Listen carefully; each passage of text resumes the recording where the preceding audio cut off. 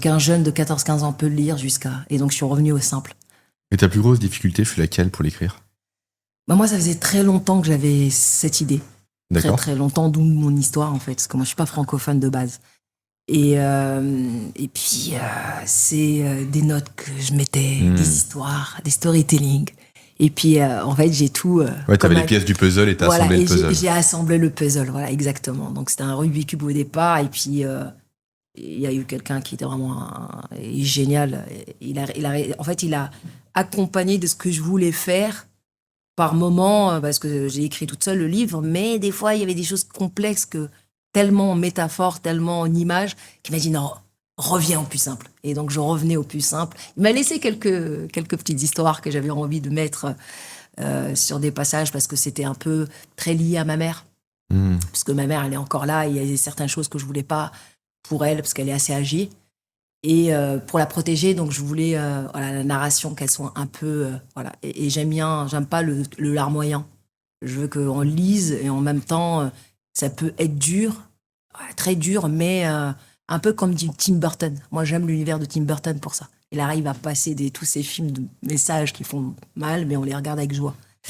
Donc voilà, j'ai fait en sorte que le livre soit comme ça. Ok. Et toi, Pierre, c'est quoi ta plus grosse difficulté dans l'écriture? Je te rapproche. Par rapport à l'écriture, moi, j'ai pas forcément de friction. Ok, oui, t'écris beaucoup, toi, de base. Je pense que, comme toi, Asma, j'ai pris des notes, j'ai pris l'habitude de tenir un journal et de prendre des notes. Et que finalement, l'écriture de livre, après, elle était assez fluide. J'ai pas tellement eu de friction. La friction, elle est dans la relecture. C'est-à-dire, j'aime l'instinctif de ce qui est couché tout de suite sur papier sur l'instant. Retourner dessus pour modifier des choses, j'ai presque l'impression qu'on trahit le message premier. C'est ça. Et pourtant, non. Pourtant, parfois, il y a vraiment un avis d'une tierce personne qui peut aider à dire, tu sais, là, c'est un petit peu métaphorique, complexe pour les autres. Peut-être ce serait plus clair si tu le mets après, ou même si tu l'effaces. Ce qui est très dur, ça. Ce qui est très dur. Quand t'as passé du temps à écrire un paragraphe, une partie, et juste en un clic, tu la supprimes. Terrible. C'est très compliqué. On dit bien, la touche, comment dire, les auteurs, c'est la gomme et la touche effacée qui doit être le plus usitée. Et pourtant, c'est dur. Toi aussi, c'était un petit peu ça? Moi, j'ai galéré surtout au niveau... en fait, j'ai pas eu le réflexe de tout rédiger d'un coup, puis de relire. Je rédigeais, je relisais, je rédigeais, je relisais. Et ça, c'est la pire erreur que j'ai fait et qui m'a perdu un temps fou dans l'écriture de mon livre. Parce que tu te fais que déconstruire un peu à l'image de Pénélope et d'Ulysse. Constamment, je faisais ma toile et le lendemain, je détricotais, je recommençais. Et ça m'a pris 1 an. Littéralement 1 an, presque de souffrance. Oui, mais j'en suis content. J'en suis content. Ouais. Et toi, ça a été quand même un processus que tu as aimé, l'écriture? Complètement. Ouais. C'est comme je dis, écrire, moi, ça m'a sauvé la vie. Écrire, lire, enfin, tout cet univers. Et puis, on est challengé avec notre ego, des fois. Très, très, justement, ce qui expliquait d'effacer. Et donc, tu travailles sur toi en même temps que t'écris. Là, c'est du temps long aussi, parce que t'as 0 récompense durant l'écriture. Et ça, c'était le plus dur pour moi aussi, en fait. C'est que t'avances, t'as pas de signaux, t'as pas de retour, t'as pas d'éléments. T'es seul. Seul face à un ordinateur. C'est comme ça que je l'ai vécu aussi, que je l'ai perçu. Et puis, ce qui est fascinant, c'est que j'ai réussi à écrire. Il fallait que j'aille. Alors, je sais pas si c'était venu comme ça, ou là où j'ai vraiment réussi à écrire des choses, c'est quand j'étais challengée. Des moments durs, j'ai eu des moments un peu difficiles dans la dernière Olympiade, où c'est là où les choses sortaient. Voilà. Parce que justement, cette dernière Olympiade, c'était, si je dis pas de bêtises, Tokyo? Oui, non, là, j'ai écrit après, mais c'est parce que normalement, c'était Paris. C'était de dire au revoir à Paris. Et je suis pas partie à Paris parce que je suis passée de l'autre côté. J'ai accompagné des athlètes. Ok, d'accord. Donc il y a une histoire. Moi, j'ai une histoire dans l'univers des jeux. Et je disais au revoir aussi aux jeux. Et parce que voilà, je me transformais un peu comme ce Bernard l'ermite, quoi. J'étais devenue trop grande dans cette maison. Et c'était voilà, comme un adieu. Et j'étais très challengée. Et puis c'est là où les choses sont sorties. C'est là où j'avais une plume incroyable, et c'est ça qui est fou, quoi. On n'écrit pas quand on est vraiment serein. Oui, quand c'est facile. Non. Quand on est apaisé, des fois, quand c'est agité, il y a des choses qui sortent qui sont extraordinaires. Là, je pense que t'as plus de lâcher prise. Ouais. T'es moins dans le mode analytique, plus émotionnel, donc forcément, c'est plus simple à écrire, et t'es moins dans l'auto-jugement. Voilà, tu déverses ce que tu vis, ce que tu ressens, ce que tu as vécu. C'est ça. C'est ça. Tu peux nous refaire ce parcours? Parce qu'on parle d'Olympiade, mais pour ceux qui ne te connaissent pas, si je dis pas de bêtises, Rio, Tokyo. Donc 2021, pas 2020, 2021. Ouais, ce qui devait être très spécial. Pendant ce temps spécial où toute l'humanité a vécu un temps justement très spécifique et exceptionnel, dans tous les sens du terme. Et puis après Paris. Oui, alors vraiment hors sentier battu, hein, quand on dit ne pas confondre destination et destin. C'est moi, il n'y avait rien qui faisait que j'allais être une athlète olympique. Moi, je suis née au Maroc, petite ville, Mohamedia, papa sénégalais, ma mère est marocaine. Ma mère, elle part dès lors que j'avais 1 an. Je suis restée avec mon père et j'ai rencontré ma mère qu'à l'âge de 11 ans. Donc, on va dire une enfance pas terrible, un peu, voilà, beaucoup de traumatisme. Et je suis arrivée en France, donc je parlais pas français. Je découvre ma mère, donc tout était nouveau pour moi. Sauf que j'avais, je pense, je l'ai toujours eu depuis que je suis petite, j'aime le jeu. J'aimais jouer, on pouvait dire que j'étais un garçon manqué, je montais dans les arbres. Mon expression à moi, c'était voilà, le mouvement. Je pouvais pas, alors j'étais tout le temps punie parce que je faisais plein de bêtises, brûlée au 3e degré partout. Voilà, c'était Asma, si on la laisse dans un endroit, ça peut être dangereux, donc j'étais ça. Sauf que quand je suis arrivée dans cette école francophone, moi, les enfants, ils ne parlent pas, ils jouent. Donc forcément, quand on est bon en sport, on nous choisit tout de suite. Donc forcément, les copains. Donc il n'y avait pas cette barrière de la langue. Puis au bout d'1 an, on me met dans un système normal, donc collège. Sauf que j'avais qu'1 an d'apprentissage, en fait. Et là, je comprenais les maths, l'anglais, et puis le PS et la musique. Tout le reste, c'était difficile pour moi, beaucoup. Alors voilà, c'est là où j'attendais avec impatience le PS. Parce que c'est là où j'étais bonne, en fait, tout simplement. Alors on m'a dit échec scolaire, je crois que c'est la première fois que j'entends ce mot. Je pense que je devais avoir, peut-être, parce que j'avais 1 an de retard, donc je suis née en janvier, donc c'est comme si j'en avais 2. Peut-être 15 ans, quelque chose comme ça, à la fin de 3e, on me dit échec scolaire. Et puis moi, toutes mes copines partaient en sport-études, donc je faisais du hand, je faisais de l'athlé. J'ai fait championne de France moins de 18 ans en hand et 3 fois championne de France UNSS, sport scolaire. Et puis moi, je savais ce que je voulais faire. J'étais bonne dans le sport, donc pour moi, c'était une forme d'intelligence en fait. Sauf que l'adulte, pour lui, non.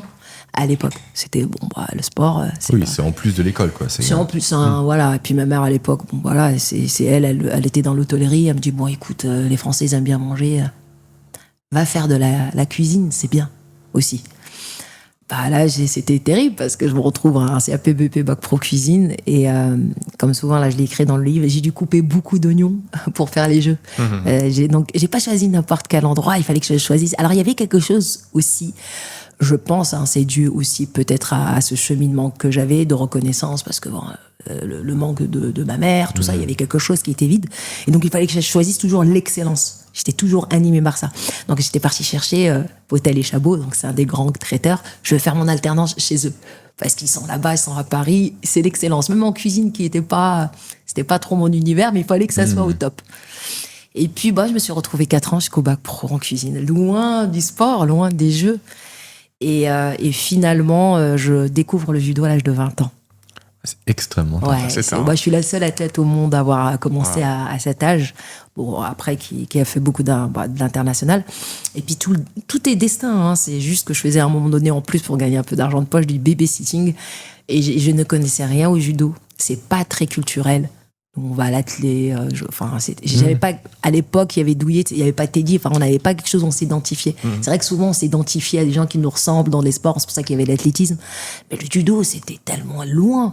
Alors, c'était chinois, c'est jamais ah non, c'est pas chinois. Puis il faut un dojo, il faut voilà.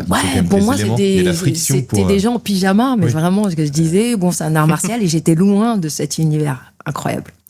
Et puis, j'accompagne un jeune dans un dojo et d'ailleurs, l'odeur, je me souviens de la première fois, je suis restée à l'extérieur parce que je voulais pas y rentrer. Et puis, il y a un entraîneur, il m'a dit, vous voulez pas essayer ? Avec le petit, ça lui fera plaisir.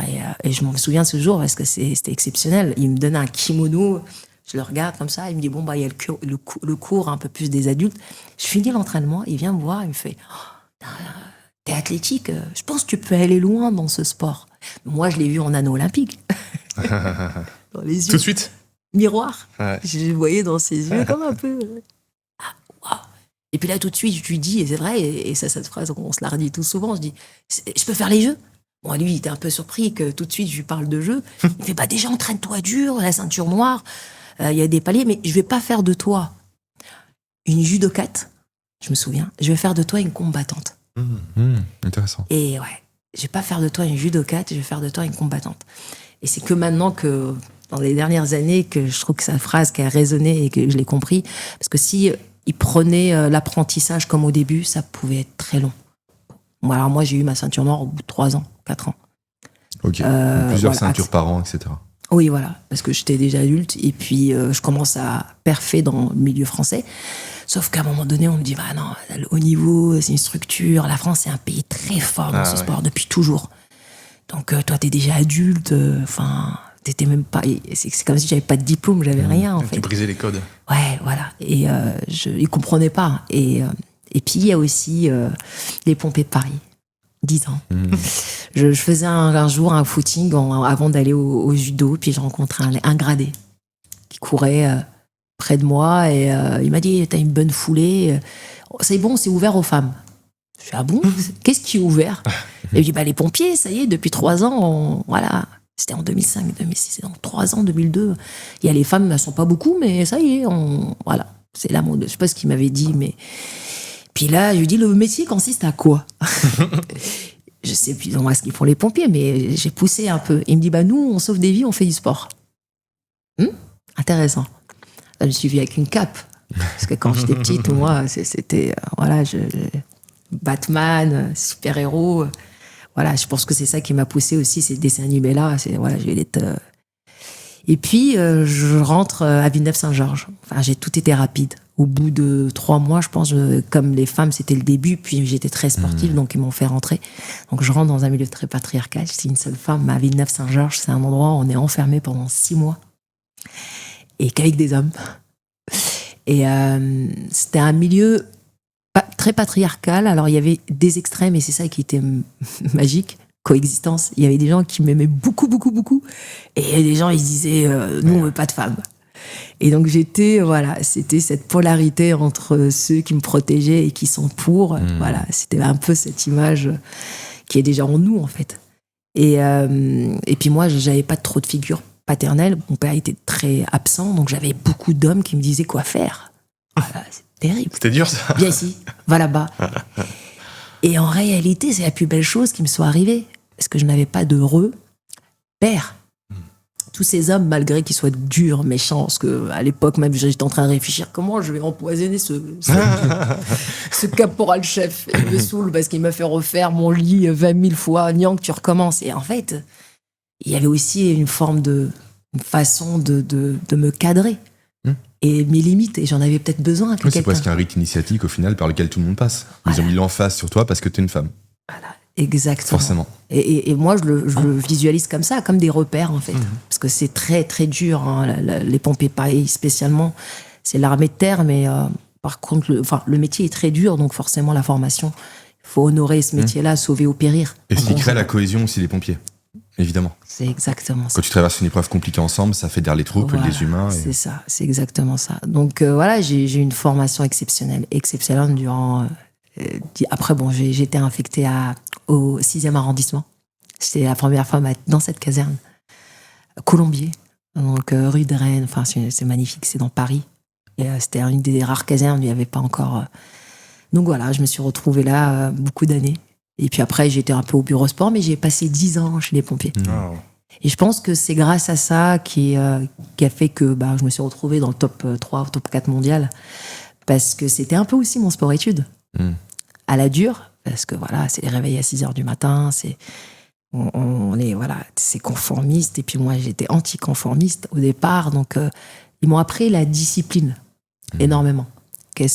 Avant de faire quoi que ce soit, fais ton lit avant. Donc c'est un peu, voilà, occupe-toi déjà de toi avant de vouloir faire autre chose.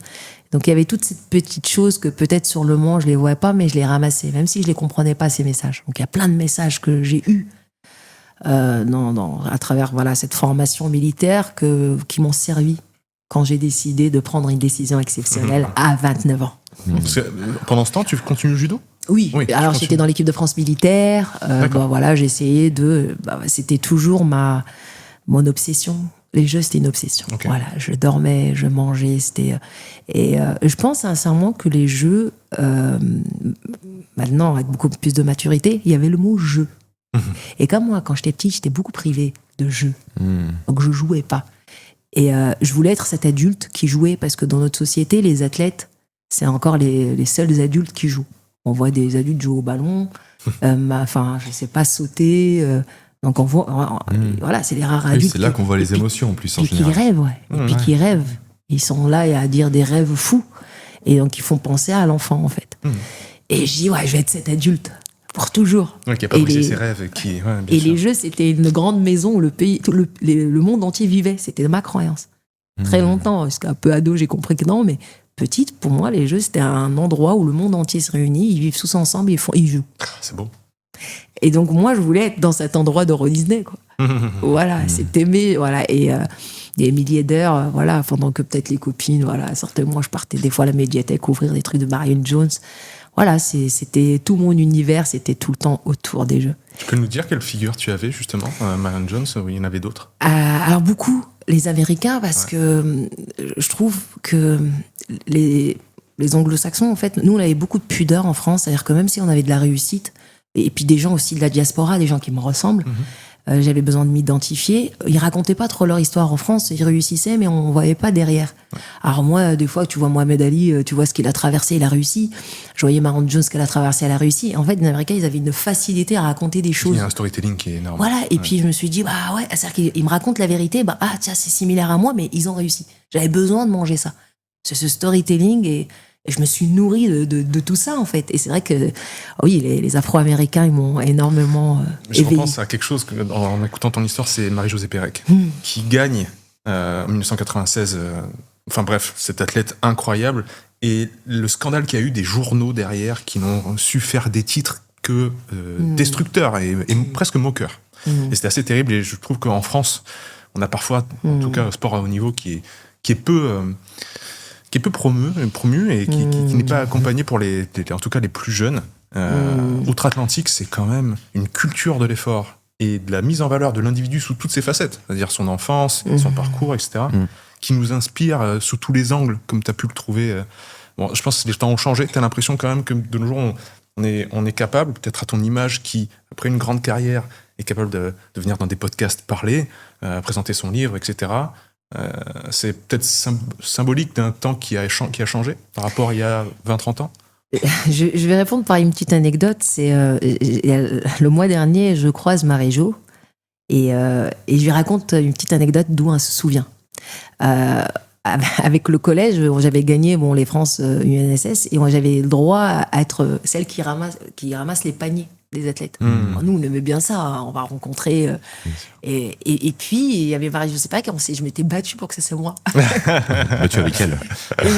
Et on avait fait un 100 mètres entre les potes. Celui qui gagne, en one shot, c'est lui qui porte. Et on était dans le truc d'échauffement de Charlie Tire. Donc je gagne, et j'ai dit, c'est bon les gars. C'est moi. C'est deal, on a fait ça. Et puis c'est moi qui porte, et c'est vrai que j'étais là, je la regardais, et j'ai toujours cette photo et je la regarde. Oui. Et je me rappelle, elle m'avait caressé la tête et tout ça, et puis je pense que souvent, c'est quelque chose qu'on fait, même au judo, quand il y a les petits qui viennent, qui ramassent les choses où ils sont à côté, il y a aussi cet ancrage où l'athlète, il se détend avec l'enfant qui est à côté, avant la course ou avant le combat. Et oui. Et ça, je l'ai compris après parce que je le faisais après. C'est un retour à l'instant présent, quoi. L'innocence. Il me sourit, je lui souris, donc voilà, je reviens dans le focus, dans le flow. Et donc elle avait fait ça avec moi, en fait, que j'avais compris bien plus tard. C'est grâce à toi qu'elle a gagné. On peut le dire. Très modeste comme propos. Et du coup, donc je lui avais raconté ça en lui montrant la photo, parce que voilà, j'avais mis son livre, et c'est qu'aujourd'hui qu'on la met à l'honneur. Oui, c'est ça. Voilà, ce qu'elle a fait au jeu avec la vasque, avec Teddy, c'est qu'aujourd'hui, en fait, on met à l'honneur cette femme, et voilà, qu'elle mérite. Parce que c'est grâce à ça aussi que derrière, il y a des enfants qui vont être illuminés, leurs yeux, parce qu'ils ont vu une histoire, il y a quelque chose, en fait. Donc ouais, c'est vrai, pour répondre à la question, c'est vraiment beaucoup les Afro-Américains qui vont... Et pas forcément dans le sport, mais dans la réussite, surtout traverser son enfer... de pas avoir peut-être quelque chose de stable, familial, mais quand même malgré tout ça, les abysses, tu peux réussir, tu peux te concrétiser, tu peux faire des choses. Et j'avais besoin d'entendre ça. Donc je me nourrissais de ces gens plus qu'autre chose.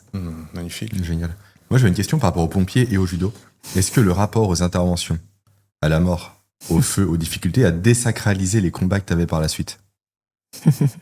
C'est une bonne question. Parce que le judo reste, entre guillemets, c'est un jeu, comme tu l'as dit, c'est pas la réalité. Hop, j'interromps rapidement cet épisode. Si vous aimez le Nakamakast, pensez à aimer cette vidéo, à la commenter et à vous abonner à la chaîne. C'est ceux qui nous aident le plus. En fait, chez les pompiers, j'avais découvert mon ikigai sans le savoir. J'avais mis de côté où je l'avais pas vu et parce que j'aimais bien le secours à victimes. Moi, le feu, ça m'avait jamais. C'est vrai que mes collègues, il y a un feu, il y a un feu. Ils parlaient que de feu. C'est très masculin, ça aussi, je pense. Feu, feu, caillou. Ouais, feu, caillou, il faut qu'ils éteignent le feu. Et moi, dès qu'il y avait un feu, je suis et eux, il y a un feu. Et moi, je dis, ça me gave. Par contre, je vais faire un massage cardiaque. Il y a une TS, il y a un truc. Ça, c'est les inters pour moi que eux, le secours à la victime, ça les. Et c'est vrai que dès qu'il y avait le camion, moi, ils se battaient pas pour aller derrière. Moi, je me battais pour aller derrière. Alors là, Nyang, ils étaient contents limite quand j'étais au secours à victime. C'est ça que je vais être derrière. Va jouer ta psy. Ils veulent le gros canon à eau, c'est ça peut-être. D'accord. Donc, on va pas conduire. Vas-y, c'est bon, va derrière. Et puis moi, j'aimais bien. et en fait, je me suis rendu compte qu'à chaque fois, à chaque inter, j'ai eu des histoires. Et puis, c'est ça, en fait, où je veux mettre le lien avec le judo. C'est que ça m'a appris. J'étais dans le 6e arrondissement, chez des gens très riches. Et c'est là où j'ai compris qu'en finalité, les mots, AEX, la tristesse, tout ce qui est dur, ça n'a pas de couleur d'argent, en fait. Et j'ai découvert vraiment dans ces quartiers-là une misère sociale, en fait.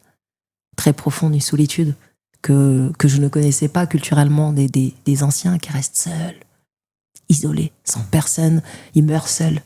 Et ça m'avait quelque chose, ça m'avait beaucoup impacté. Je faisais beaucoup de massages à des vieux qui étaient là, même leur famille était à côté, mais personne. Vraiment là, une solitude terrible. Et ça m'avait vraiment marqué.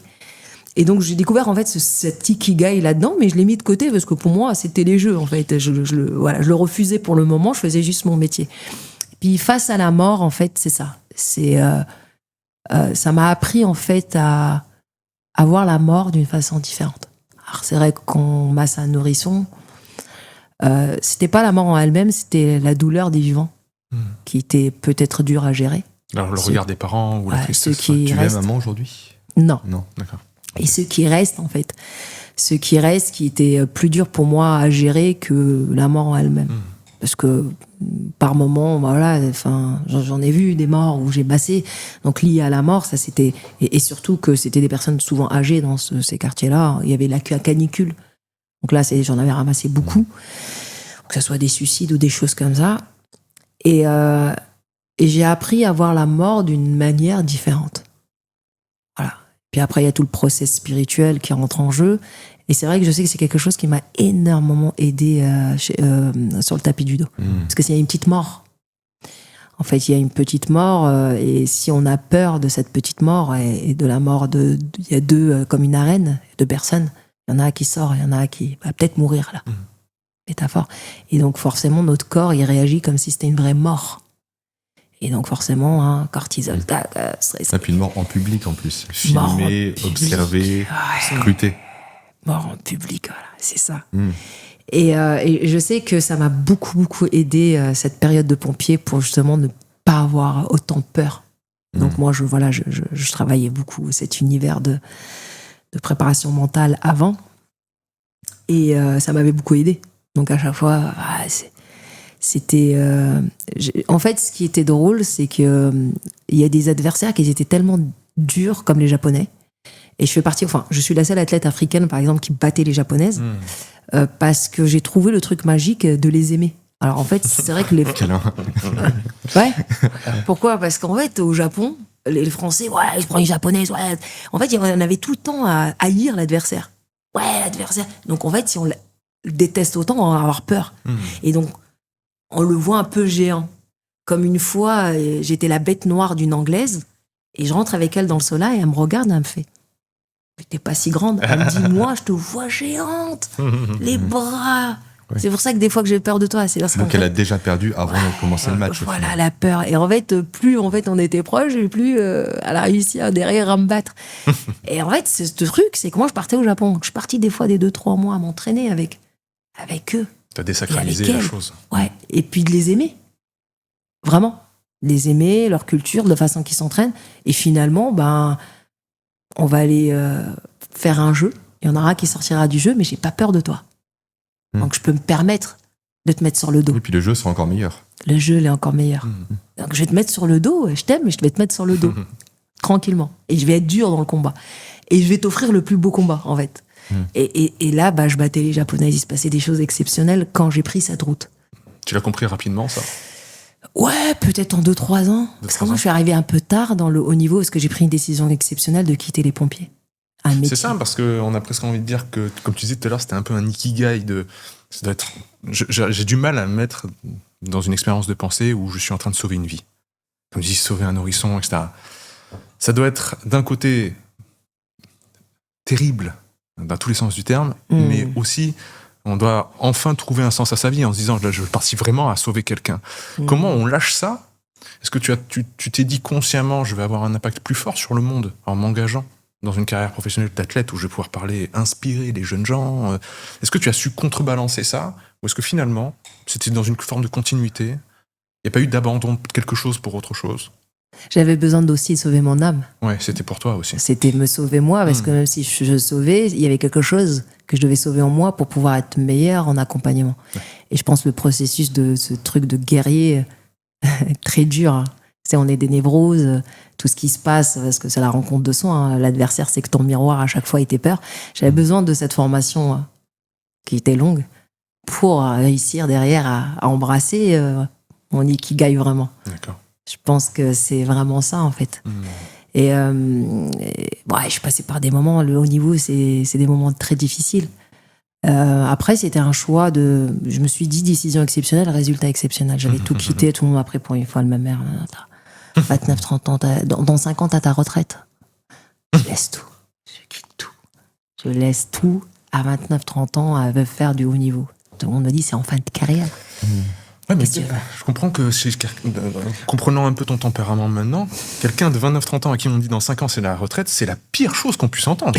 Dans 5 ans, je fais quoi? J'arrête ce que j'aime faire, en fait. J'enlève le sens de ma vie. Voilà, je sais pas. C'est, bon, pour moi, la retraite, elle était... je comprenais même pas. Ça, après, c'est de la sécurité. Une génération à la retraite. Ouais, sécurité, tout ça à l'époque. Oui, c'est la stabilité, c'est voilà, bien sûr. La routine. Et puis là, je quittais un métier, quoi. Et puis je partais pour chez moi, parce qu'en France, c'était bloqué. Donc moi, je suis née au Maroc et on m'ouvre les bras en me disant, voilà. Après, par contre, tu fais tout pratiquement seul. Parce que c'est pas les mêmes moyens, c'est pas les mêmes choses. Et donc, il fallait que je fasse des décisions exceptionnelles dans tout. Et sauf qu'à l'époque, j'avais pas les finances pour avoir un bon entourage. Parce que tu vois, par exemple, en France, tout ça, ils ont un kiné, ils ont tout ce qu'il faut autour. Il y a quand même des moyens en France par rapport au judo. Ah ouais, mais on sait que le sport de niveau, comme c'est peu payé en France. Non, ils sont bien, les judokas. Ok, les judokas sont bien. On a vu le cas du tennis récemment, comme quoi, effectivement, c'est très mal accompagné, c'est très mal payé. Et c'est pas une image qu'on peut avoir quand on est externe à ça, malheureusement. Ouais, ça dépend le niveau aussi, quand même. Oui, ça dépend le niveau, les personnes, le sport. Mais bon, en Afrique, c'est un peu complexe, au Maroc. Et puis, derrière, je me suis dit, ça va être moi qui vais me former, quoi. Je vais tout faire pour tu deviens entrepreneur. Allez, hop. Je suppose que les pompiers, la formation des pompiers t'avait donné des clés de préparation physique, au moins. Et puis le cadre aussi, la rigueur pour... Oui, puis j'ai passé pas mal de diplômes en route. Et puis après, la nutrition. Et tout ça. Et puis voilà, obsession des livres. Donc je lisais et j'avais compris que... En fait, j'avais compris une chose et je pense que c'est ça le secret qui a fait qu'à mon âge, j'ai réussi autant. À chaque fois, on me pose la question. Je pense que j'étais pas focus sur le résultat. Gagner des médailles. Okay. Il fallait que mon corps soit disponible physiquement, mentalement, à faire ce que j'aime. Et ça, c'est quelque chose qui revenait. Parce qu'en fait, les athlètes, la plupart, ils se blessent. Ils se blessent parce qu'ils font pas attention à ça et la carrière, elle va très vite. Donc moi, c'était tout l'univers de la prophylaxie. Il fallait que je sois bonne. C'est-à-dire que mon corps, il faut qu'il soit disponible. Voilà. Ma tête pour faire ce que j'aime, qu'il n'y a pas trop de choses qui ne vont pas. Après, des fois, il y a des trucs difficiles, mais... Et comme j'étais focus que sur ça, le résultat, il venait.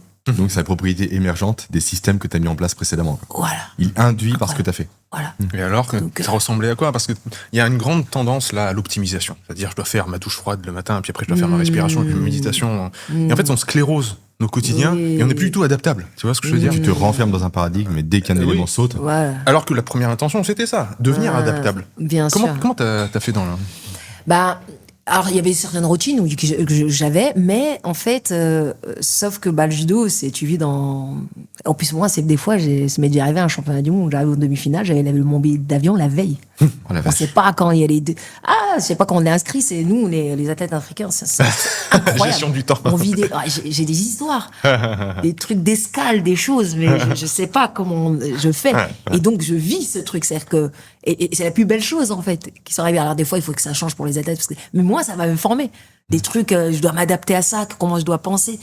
Je pensais à 10 000 choses en même temps, donc, ouais, j'étais tout le temps dans m'adapter. Il fallait que je m'adapte en plus sur le tapis, avec tout ça. Donc, je pense qu'en fait, c'est le processus, cette vie-là qui a fait que, comme je devais tout le temps m'adapter, que je n'avais pas le choix, et j'avais accepté ce choix. Parce que on a deux choix, c'est où se victimiser. Souvent, il y a des athlètes où ils sont foutus. Ah, mais attends, il n'y a pas ça, ils vont aller dans les médias, dans les trucs, et j'ai pas ci, j'ai pas ça. Donc, moi, je savais que j'allais perdre trop de temps. Mon âge, tout ça, à trop parler, j'ai pas le temps. Vas-y, fais l'autre option. Tais-toi et fonce. Et à chaque fois, adapte-toi au moindre truc que t'as, prends-le. Donc, je faisais ça. Et ce petit truc, petit courage de chaque matin, qu'à un moment donné, je gagne mon premier... c'est un peu comme le tennis, les Roland-Garros, les Coupe Davis, tout ça. Il y a un grand tournoi qui s'appelle le Grand Chelem de Düsseldorf, où il y a les meilleurs mondiaux. Et ce jour-là, je vous assure que je n'avais jamais même pas visé la médaille. C'était ce matin-là, je m'étais levée. Voilà, bon, comme allez, ça. On y va. Voilà. Et puis j'ai dit, vas-y, combat par combat. Voilà. Sans combat par combat. Combat, c'était une finale pour moi. Je vois le premier combat, deuxième combat, je vois une médaille olympique. Combat. J'arrive en finale, je gagne. Même en gagnant à la fin, tu vois. Et j'étais dans un espèce de flou ce jour-là, extraordinaire. Et je peux même pas trop vous dire, parce que sinon je peux même pas vous raconter, parce que j'étais tellement dans le moment. C'est souvent quand je sais trop raconter que j'étais pas dans le combat. À chaque fois, je regarde les images pour vous raconter, mais j'étais habitée. J'étais là. J'arrivais même à voir la sueur qui tombait sur mon adversaire tellement que j'étais pleinement présente. Et c'est la première fois de l'histoire que le drapeau marocain, il l'avait même pas, il fallait qu'ils aillent le chercher. J'étais étonnée qu'il monte ce jour-là en Allemagne. C'était extraordinaire. Et je pense que ça a été... c'était un tournant dans ma carrière, ce jour-là. Et c'est là que je me suis dit... tu avais quel âge? J'avais 30 ans, 31 ans. Ouais. Ah, c'est déjà... Ouais. 2 ans après la décision de partir des pompiers. Ouais, Championne. Quand tu gagnes ce tournoi, qu'est-ce qu'on dit de toi? C'est pas championne de... Tu as gagné le grand tournoi qui est Ouais, c'est un grand chelem, voilà. C'est un grand chelem. Parce que nous, on a beaucoup de grands chelems, on a dit. Comme un peu, en fait, on est comme le tennis. Comme le tennis. Ouais, voilà. Sauf qu'on a les jeux, et eux aussi. Et les championnats du monde. Très bien. Exceptionnel. Et c'est là où je vois que je porte pas le projet seul. Parce que j'ai le retour de plein de jeunes qui s'identifient à moi. Comme moi, je m'identifiais. Voilà. Et là, je porte une responsabilité. Ça n'a pas bridé la chose? De toute façon, c'est toujours une polarité. Hein. Ouais. C'est porté sur mes épaules et en même temps, waouh! Donc, c'est à partir de ce moment-là, il y a quelque chose qui avait switché. Okay. Donc là, il y a eu plusieurs médailles. Moi, j'aurais peut-être 10 médailles, Grand Prix, Grand Chelem. Je commence à gagner. Et puis, il y a eu les championnats du monde. Je pense sincèrement, avec du recul, j'avais peur de gagner.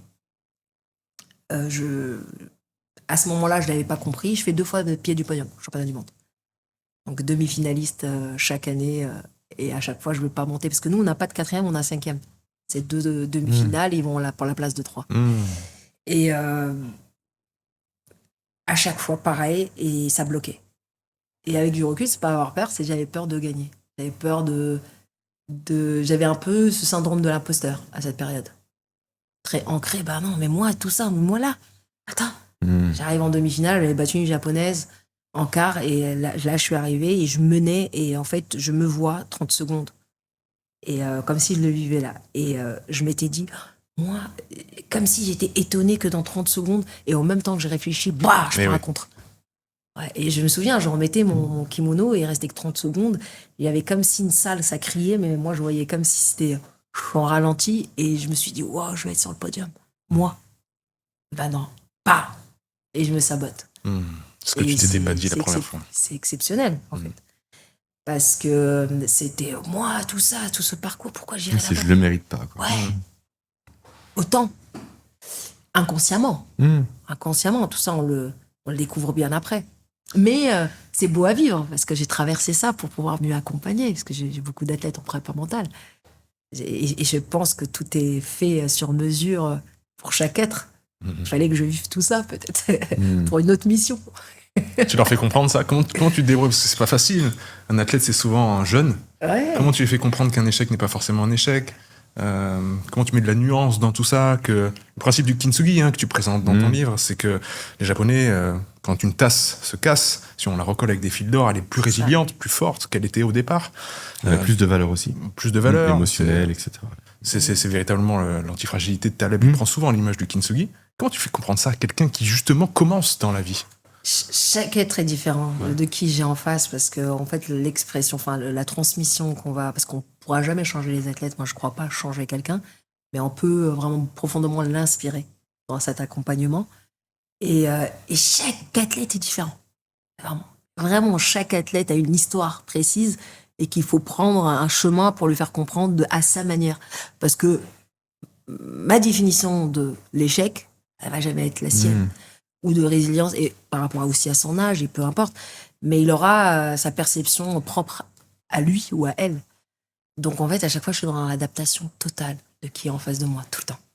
Tout le temps, mais c'est vraiment factuel, c'est là. J'ai des athlètes, je vais donner un exemple, j'ai des athlètes, ils aiment être agités, mais très très agités, très en conflit. Il va chercher le conflit avec tout le monde, des fois même avec moi.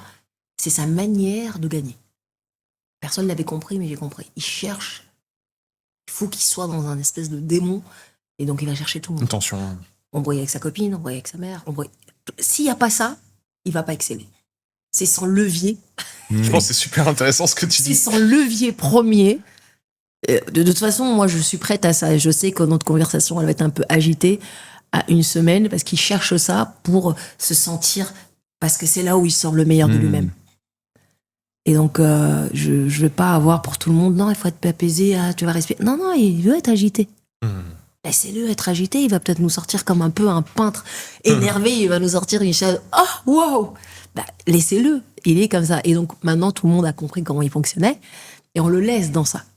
Du moment où il ne se fait pas du mal à lui-même, mais lui, c'est sa définition à lui. Et en fait, à l'intérieur, il va bien, c'est nous qui sommes agités, c'est pas lui. Et t'en as d'autres, c'est l'extrême. Extrême, un moindre truc, il faut qu'ils... Et donc c'est pour ça que c'est fascinant, les êtres humains. On ne veut pas accompagner, on dit les athlètes, mais chaque être humain est différent. Et j'essaie de m'adapter à qui est en face. Et comme je dis, j'accompagne jamais les athlètes, mais les êtres humains derrière qui portent ce masque d'athlète. En fait. Et ces êtres spirituels avec une expérience humaine incroyable. Mais c'est pour ça que j'aime beaucoup mon métier, énormément d'accompagner pour ça en fait. Parce que j'apprends tout le temps. C'est fascinant en fait. Voilà. Tu passes, vas-y, je t'en prie. C'est eux qui viennent vers toi ou c'est toi qui vas chercher ceux avec qui tu veux collaborer et que tu veux accompagner? C'est intéressant. Je vais pas les chercher, mais j'ai l'impression ceux qui viennent.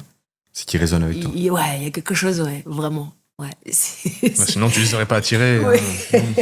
Ouais, vraiment. Ceux qui viennent, généralement, il y a quelque chose qui fait que, voilà, ils vont chercher. Et puis des fois, avec du temps, je le comprends parce qu'au début, tu te dis. Mais ouais, c'est eux qui viennent, mais il y a quelque chose déjà. Ils savent un peu mon univers et où je vais. Ils savent que je ne...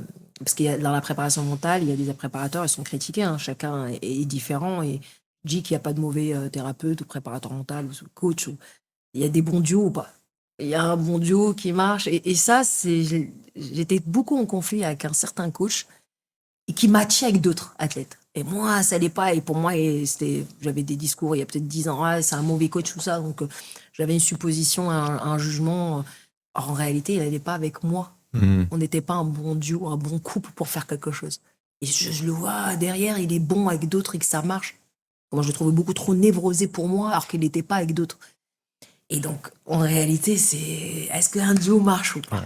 Est-ce que deux êtres sont là pour fabriquer quelque chose ? Donc, les choses, elles changent maintenant, ma perception. Donc, voilà, au même terme que ceux que j'accompagne, est-ce que c'est un bon duo avant tout ? Et je les laisse libres, s'ils sentent quelque chose qu'on n'est pas un bon duo, voilà, peut-être quelqu'un d'autre qui pourra prendre le relais. Merci pour ce partage, parce que tous les coachs en devenir qui écoutent ça, ça c'est une vraie leçon. C'est pas les protocoles, c'est pas les plans d'entraînement qui sont importants, c'est vraiment l'adaptabilité de l'être humain qu'on a en face de nous. C'est jamais les protocoles, c'est toujours l'exécution des protocoles qui créent l'adaptation. Et à l'instant T. Voilà, tu prouves bien que le coach, le thérapeute, lui aussi, c'est le premier à devoir s'adapter pour former une danse, danser. Voilà, si on ne danse pas, on se tape les pieds tout le temps. Exactement. À un moment donné, ça va être fatigant, on va perdre du temps. Enfin, voilà, c'est savoir, voilà, de no ego we go. Hein. Bref, hein, c'est let's go, quoi. Chacun pourra peut-être prendre une autre route et ça sera beaucoup mieux. Ouais. Mais en tout cas, pour l'instant, je m'éclate avec. Après, j'accompagne pas que des athlètes. Hein. J'ai beaucoup de personnes aussi en thérapie. Donc. Magnifique. T'as fait une école, une formation de préparatrice? Oui, en fait, d'ailleurs, je suis marraine de l'école. On a ouvert au Maroc. Faculté psychologie, psychanalyse. D'accord. Après, alors, dans l'univers de ça, c'est beaucoup trop cérébral qui était pour moi. Donc, je suis partie me former que j'en avais besoin. Mais j'accompagne beaucoup plus spirituellement. Psycho-spirituel, parce qu'il y avait quelque chose qui me manquait. Après, les gens, ils le savent pourquoi ils viennent, en fait. Voilà, je reste pas sur la surface que du cerveau. Très intéressant. Cette spiritualité-là, tu l'avais depuis toujours, tu penses, dans ta carrière d'athlète aussi? Alors, à croire vraiment... Je pense que oui. Ouais. Parce que dans mon livre, il y a un chapitre qui s'appelle « Les belles rencontres ». D'accord. J'ai fait des rencontres exceptionnelles, comme je dis dans le livre, j'étais assise dans le Noctambus en attendant. Je ne sais pas si vous connaissez le Noctambus, quand on rate son bus. Pour la nuit. Ouais. Le bus magique. Je pense à Harry Potter, mais ça doit être ça. On attendait ce bus magique et voilà, et j'avais une personne qui s'était assise là. Et avant, je faisais des crises d'ulcères. Voilà, j'ai fait mon premier ulcère à 16 ans. Voilà, j'avais un problème d'estomac. Maintenant, c'est terminé tout ça, mais et il y avait tout à l'intérieur parce que j'étais une boule de nerfs, de plein de choses pas réglées. Et j'avais du mal à respirer. Et je me rappelle, je vomissais sur le côté. Et il y avait un couple qui est passé. Il a dit « Ouais, t'étais vu quand t'as bu ?» Moi, je n'avais pas bu. Quand on a une crise d'ulcère, en fait, ça fait des acides et on vomit. En fait, c'est terrible. Et limite, à refaire ma vie, qu'est-ce que je fais là? Je ne devrais pas être là. Ma vie, tu vas aller merdique. Et puis là, il y avait un monsieur et tout. Et c'était un Asiatique. Et je crois que voilà, il fait partie de ces belles rencontres où il me parle de respirer. Ouais, il m'a dit, si tu respires pas, tu vas mourir. Merci, Captain Obvious. C'était trop marrant. Il m'a dit, si tu respires pas, sors tout ça. Il me disait, sors tout ça. Et je sais pas, cette rencontre, elle est exceptionnelle. Tu as souffle, sors tout ça. Et c'était pas rien, le sors tout ça. Alors peut-être que j'avais pris emporté dans la compréhension. 16 ans, 17 ans. Mais c'est là. Il m'avait imprégné de quelque chose que je suis partie chercher beaucoup, beaucoup plus tard. Et puis voilà, des rencontres improbables que j'ai pu avoir quand je me suis fait opérer, que j'étais à l'hôpital militaire, des rencontres à Persis, un hôpital militaire où il y a des grands brûlés ou des grands amputés qui reviennent de guerre. Des rencontres de chaque être qui m'ont... quelqu'un qui était handicapé et puis souvent je lui faisais la lecture, mais il s'appelait Jalal, il revenait d'Afghanistan, je crois. Et en fait, il appuyait juste avec celui-là et il arrivait bien à entendre, il souriait. Et c'est vrai qu'on s'était liés d'amitié et moi, en fait, je cachais ce que j'avais à l'intérieur et pour lui, voilà, à chaque fois. Donc, il parlait un petit peu. Et puis un jour, on était là, il y avait le coucher du soleil, on était assis. Alors si je vous reparle de ça, il y a très longtemps. Et là, j'avais envie de pleurer, mais je me retenais, je n'étais pas bien. Et puis, il m'a dit, là, tu vois, Asma, moi, là, tout de suite, moi, je me sens plus heureux que toi. Et là, quand il m'a dit ça, il me dit, allez, tu peux chialer. Oh, et c'était incroyable, ce moment-là. Il m'avait fait comprendre quelque chose de... Parce qu'il me dit, moi, là, tout de suite, je me sens heureux. Je suis bien. Par contre, toi, t'es pas bien. Et c'est un message puissant, parce qu'en réalité, ben, voilà, c'est quoi finalement... les cicatrices de mots, voilà, à quel niveau et quoi, qu'est-ce que vraiment être apaisé en fait, est-ce que c'est notre état ou voilà ce qu'il y a à l'intérieur. Et donc ça m'avait fait beaucoup réfléchir, j'avais beaucoup réfléchi à ce sujet et j'avais beaucoup pleuré. Et donc voilà, c'est tous ces petits bouts que chaque personne m'ont donné en fait, qui a fait que je me suis beaucoup intéressée à ce qui était invisible, beaucoup. Et voilà, j'ai fait mon chemin comme ça. Génial. Et les Olympiades arrivent peu de temps après. Ouais. C'est ça. Ouais. Parce que là, tu nous as décrit un processus où tu n'arrivais pas à gagner. C'est ça, hein, tu étais au bord de gagner à chaque fois. Et Sauf qu'il faut être dans le top 16 pour se qualifier et j'ai réussi. Et tu y étais. Oui, parce que les points, quand on est demi-finaliste, c'est déjà. Bien sûr. C'est beaucoup de points. Bon, voilà, les gens, ils te regardent. Tu fais partie du carré. Voilà. Tu fais partie des meilleurs mondiaux. D'accord. Tu es dans le top 5 mondial. Ça, il faut bien l'expliquer, je pense, pour les gens qui connaissent pas le fonctionnement des Olympiades, où c'est sur invitation, il y a un ranking. Faut être qualifié dans le top 16 mondial. D'accord. C'est simple. Top Classement 16. mondial. Maintenant, ils ont mis top 18 garçons et filles. D'accord. Et si on n'est pas qualifié, il peut y avoir un quota, mais genre dans tout le continent, une seule personne. Donc, voilà. Oui, c'est ça. Donc il faut rentrer dans le top 16. Donc moi, à Rio, j'étais 8e mondial et Tokyo, j'étais 11e mondial. Très bien. Donc je suis rentré dans... Donc il faut gagner des grands prix, des grands chelems, passer des tours, enfin ramener des points sur 2 ans, comme au tennis. Rentrer dans une ranking list, donc c'est constance. Si tu te blesses 6 mois avant, Et c'est cuit. c'est fini. Ouais. Voilà, faut pas chercher à comprendre celui qui se blesse 6 mois avant un croisé. Vaut mieux se faire un croisé maintenant que l'année prochaine pour les 2028. Donc ils le savent, les athlètes. Donc vaut mieux parfait et puis moins sortir pour privilégier son corps. Et je suis arrivée là à Rio et en fait quand vous vous souvenez les anneaux Rio, j'arrive et en fait je me suis dit des chances.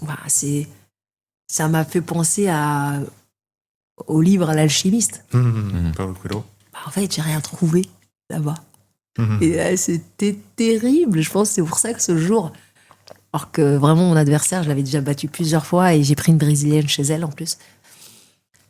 Je peur de sanctions, mais je suis arrivée. Bon, c'est vrai que je m'étais mis en émotion parce que je m'étais visualisée en train de marcher dans le stade avec ma nation, avec leur coucou. C'était incroyable, quoi. C'est ces moments-là que j'ai vu tous les athlètes le faire. Mais en fait, au final, c'est le même tapis. C'était les mêmes adversaires. Tout était pareil. Il y avait juste le nom qui changeait. Puis les gens, la prestance, tout ça. Mais de tout ça, moi, je pensais que c'était quelque chose, je sais pas. Et le rêve dont tu nous parlais tout à l'heure. Oui, mais en fait, c'était le chemin. En fait. C'était incroyable. Là, il n'y avait pas de trésor. Comme ces pyramides. Et j'avais pris une claque. J'ai fait une petite dépression juste après les Jeux. Parce que c'était le bout, les Jeux. C'était, voilà, il n'y avait plus rien. Enfin, est-ce que les médias me disaient, enfin, les journalistes, alors t'es en fin de carrière, moi je viens de commencer. Donc tout le monde me mettait en fin de carrière, 34 ans. Pour eux, j'allais jamais à Tokyo, j'allais pas tenir pour aller jusqu'à Tokyo, pour eux c'était fini. Alors je disais peut-être je ferai une année, je disais rien. Mais j'avais toujours ça en tête derrière. Et je me suis rendu compte qu'au final, le parcours, il a été juste dingue pour arriver jusqu'à là et je l'avais pas savouré à ce moment-là et j'étais là, allez, je suis arrivé là-bas, finalement le cadeau il était vide. Le cadeau, c'était le chemin, comme on dit souvent. Quoi. Mais je m'étais amusée quand même. Oui. C'était terrible. Bon, Tokyo, c'était un autre délire. Mais... ouais, puis voilà. Et puis, pareil, comme on dit, à bras-le-corps jusqu'à Tokyo. Comment tu te relèves de ça, justement? Parce que tu me parles de dépression, c'est quand même un terme fort. Elle n'a pas duré longtemps, mais j'avais un bon mois. C'est une perte de sens, de repère. De faim. De toute ma vie, ça a été ça. Maintenant, c'est fini. Qu'est-ce qui se passe? Et là, en fait, tu fais face à toi, à ton silence. Est-ce qu'il est déjà là, que tu as fait taire? Qui veut que parler. Donc, tous les tiroirs s'ouvrent en même temps. Je me fais percuter par tous les tiroirs et donc là, il faut travailler. Et je pense que c'était la plus belle chose qui me soit arrivée, cette dépression-là, parce que c'est à partir de là que j'ai commencé à travailler. Vraiment, à faire le kintsugi pour de vrai. De ce qui était déjà brisé. Et j'en avais peur parce que je me suis dit que si je soignais ça, est-ce que je vais être performante? Parce que c'est ce qui me nourrissait. J'avais cette croyance que peut-être que si je faisais des trucs exceptionnels, c'est qu'il y avait quelque chose peut-être assez brisé que j'avais envie. Et si je soignais tout, j'aurais plus besoin d'être sur le tapis. J'étais un peu tiraillée que est-ce que je dois tout travailler? Parce que pour vouloir être le meilleur, il faut un sacré... dire à tout le monde que t'es le meilleur. Pourquoi? Tu as besoin d'une petite torture interne. Mais c'est-à-dire qu'il y a quelque chose qui qui dérange de dire à tout le monde, voilà, c'est moi qui ai gagné, super. Et mon entraîneur, il m'avait dit, t'es championne du monde, personne le sait, tu le fais. J'ai dit, pose des questions intéressantes. C'est clair. Personne qui le sait, t'es championne du monde, tu la prends la médaille? Alors, c'est quoi la réponse? À l'époque, je sais pas, je me dis, non. Enfin bref, il m'avait un peu titillé. Ouais. Et donc là, je me suis dit, il est temps que je respire, quoi. Et puis, je rencontre l'univers de Wim Hof, qui m'avait résonné en moi. Partie qui avait résonné sur la respi, surtout sur l'univers de la respi. Je sais que ça m'avait beaucoup, beaucoup aidé. Énormément même. Et puis, toutes les routines à ce là c'est OK. Mais si les routines et tout ce que tu fais sans que tu règles tes problèmes, oui, ça reste difficile. Pas le job. Va Bien faire sûr. de la confrontation, de la vraie. Bien sûr. Va régler certains problèmes. Donc moi, c'était peut-être m'asseoir avec ma mère contre 4 yeux et parler de certaines choses. Il faut aller à l'acte, il faut aller se confronter à certaines choses. Tu peux respirer, tu peux faire des bains glacés, tu peux faire ce que tu veux, tu peux prier, tu peux faire ce que tu veux. Si derrière, tu vas pas te confronter à certaines réalités, que ça soit sociale, que ça soit, peu importe, parentale, des vraies choses, finalement, ça, tu vas tourner en rond. Ouais. C'est comme, en fait, un pansement que tu es là et tu remets un pansement. Et tu te désinfectes jamais et qui est là. Et donc, je sais que ces routines m'ont aidé parce qu'il y a eu ça derrière. Mais c'est pas que ça. Et c'est ce que je dis aux gens que j'accompagne. Vous pouvez faire toutes les routines du monde qu'on va faire ensemble. Si à un moment donné, avec courage, cœur dérivé, qui vient d'affronter ce que des fois... Donc, j'ai dû affronter certaines choses qui étaient difficiles, à écouter. Et puis savoir d'où vraiment tu viens et le pourquoi et entendre certaines choses. À partir de là, ça a du sens ce que je fais tous les jours. Et pas le contraire. Et des fois, on peut fuir ça. On veut, et surtout aujourd'hui, plus que jamais, je vois tout. Donc, on nous efface ça, il faut faire ça, ça. Et le reste, laisse-le. Non, c'est pas ça la spiritualité. C'est, moi, je pense comme ça, donc je sais pas. C'est magnifique ce que tu partages. Je sais pas. Non, parce qu'on est les premiers à dire que les outils qu'on propose dans le monde du développement personnel qui a explosé. Enfin, tu vas dans une librairie, il y a plus de livres de dev perso que de romans, que de romans qui proposent 1001 méthodes, mais ça ne fera jamais le job. Jamais. Par contre, ça peut éclairer un peu mieux le chemin. Ça peut te permettre un peu plus de discernement, mais comme tu l'as très bien dit, peut-être que ce qui fera le job, c'est la conversation difficile avec ta maman que tu mets sous le tapis depuis X années, etc. C'est ça, véritablement, c'est l'acte. Rien ne remplacera l'acte. Bah, bien sûr. Et la bonne confrontation, parce que des fois, celle-là, c'est la bonne. Celle qui est saine et vertueuse. Ouais. Et donc, tout ce que je faisais prenait du sens. Comme si j'incarnais vraiment. Et je m'élève, et dans tout ce que je fais, j'ai l'impression que je commençais à sentir ma lumière. Et l'amour profond que j'ai, et je le ressens parce que je le propageais, et puis ça me revenait. Et donc, en fait, tout ce que je faisais, ça commence à briller. Enfin, tout ce que je... Voilà. Et puis, ma fin de carrière, je la vis bien. Parce que tout était lumineux, en fait, alors qu'il y en a plein qui tombent. Ce qui est très, très rare. Ah ouais, c'est clair. Et moi, je l'ai vécu une espèce de douceur. Oui, parce que t'avais l'après. Ouais, déjà. ouais. C'était... ça allait... Voilà, ça allait... Derrière, j'avais quand même une dizaine d'athlètes au jeu à Paris. Donc, j'étais pas sur le tapis, mais j'ai accompagné des athlètes. Athlète que judo? Non, j'avais un kayakiste, et même pas que français. Donc, il y avait africain, il y avait européen. J'avais un kayakiste, j'avais un boxeur, j'avais un lutteur, ou aussi judoka, mais pas que le judo, en fait. Et être là, à ce moment-là, pour ces athlètes-là, qui vont aussi...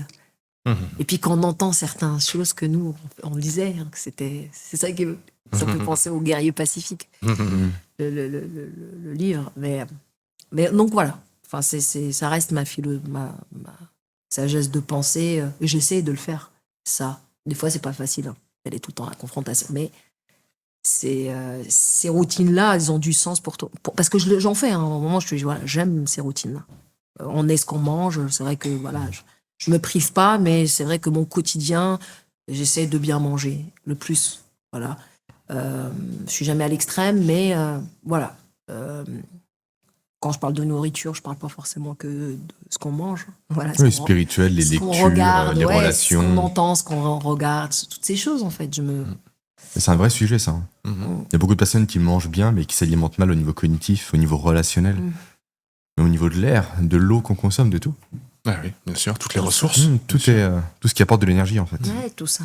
Et qui envole. Et puis, derrière, donc en plus, on est solide pour ça, en fait. Toutes ces routines nous aident à être un peu debout aussi pour affronter ça. Alors, des fois, quand j'accompagne, c'est vrai que c'est beaucoup trop fragile. Alors, c'est vrai que ces routines, ces choses peuvent aider. La personne, et là, elle est partie au combat. Allez, je vais affronter. Mais s'il n'y a pas ça, c'est qu'il n'y a pas de... Et c'est ça, le chemin, il doit être pour ça. C'est pas juste, je fais ça, et puis derrière... Et donc, j'en connais plein qui sont dépressifs. Ça fait 20 ans qu'ils font du yoga, et de la et de la respi, et ce qu'ils veulent. Parce qu'il n'y a pas eu... voilà. sans jugement, sans résistance, mais c'est quelque chose de factuel qui est là.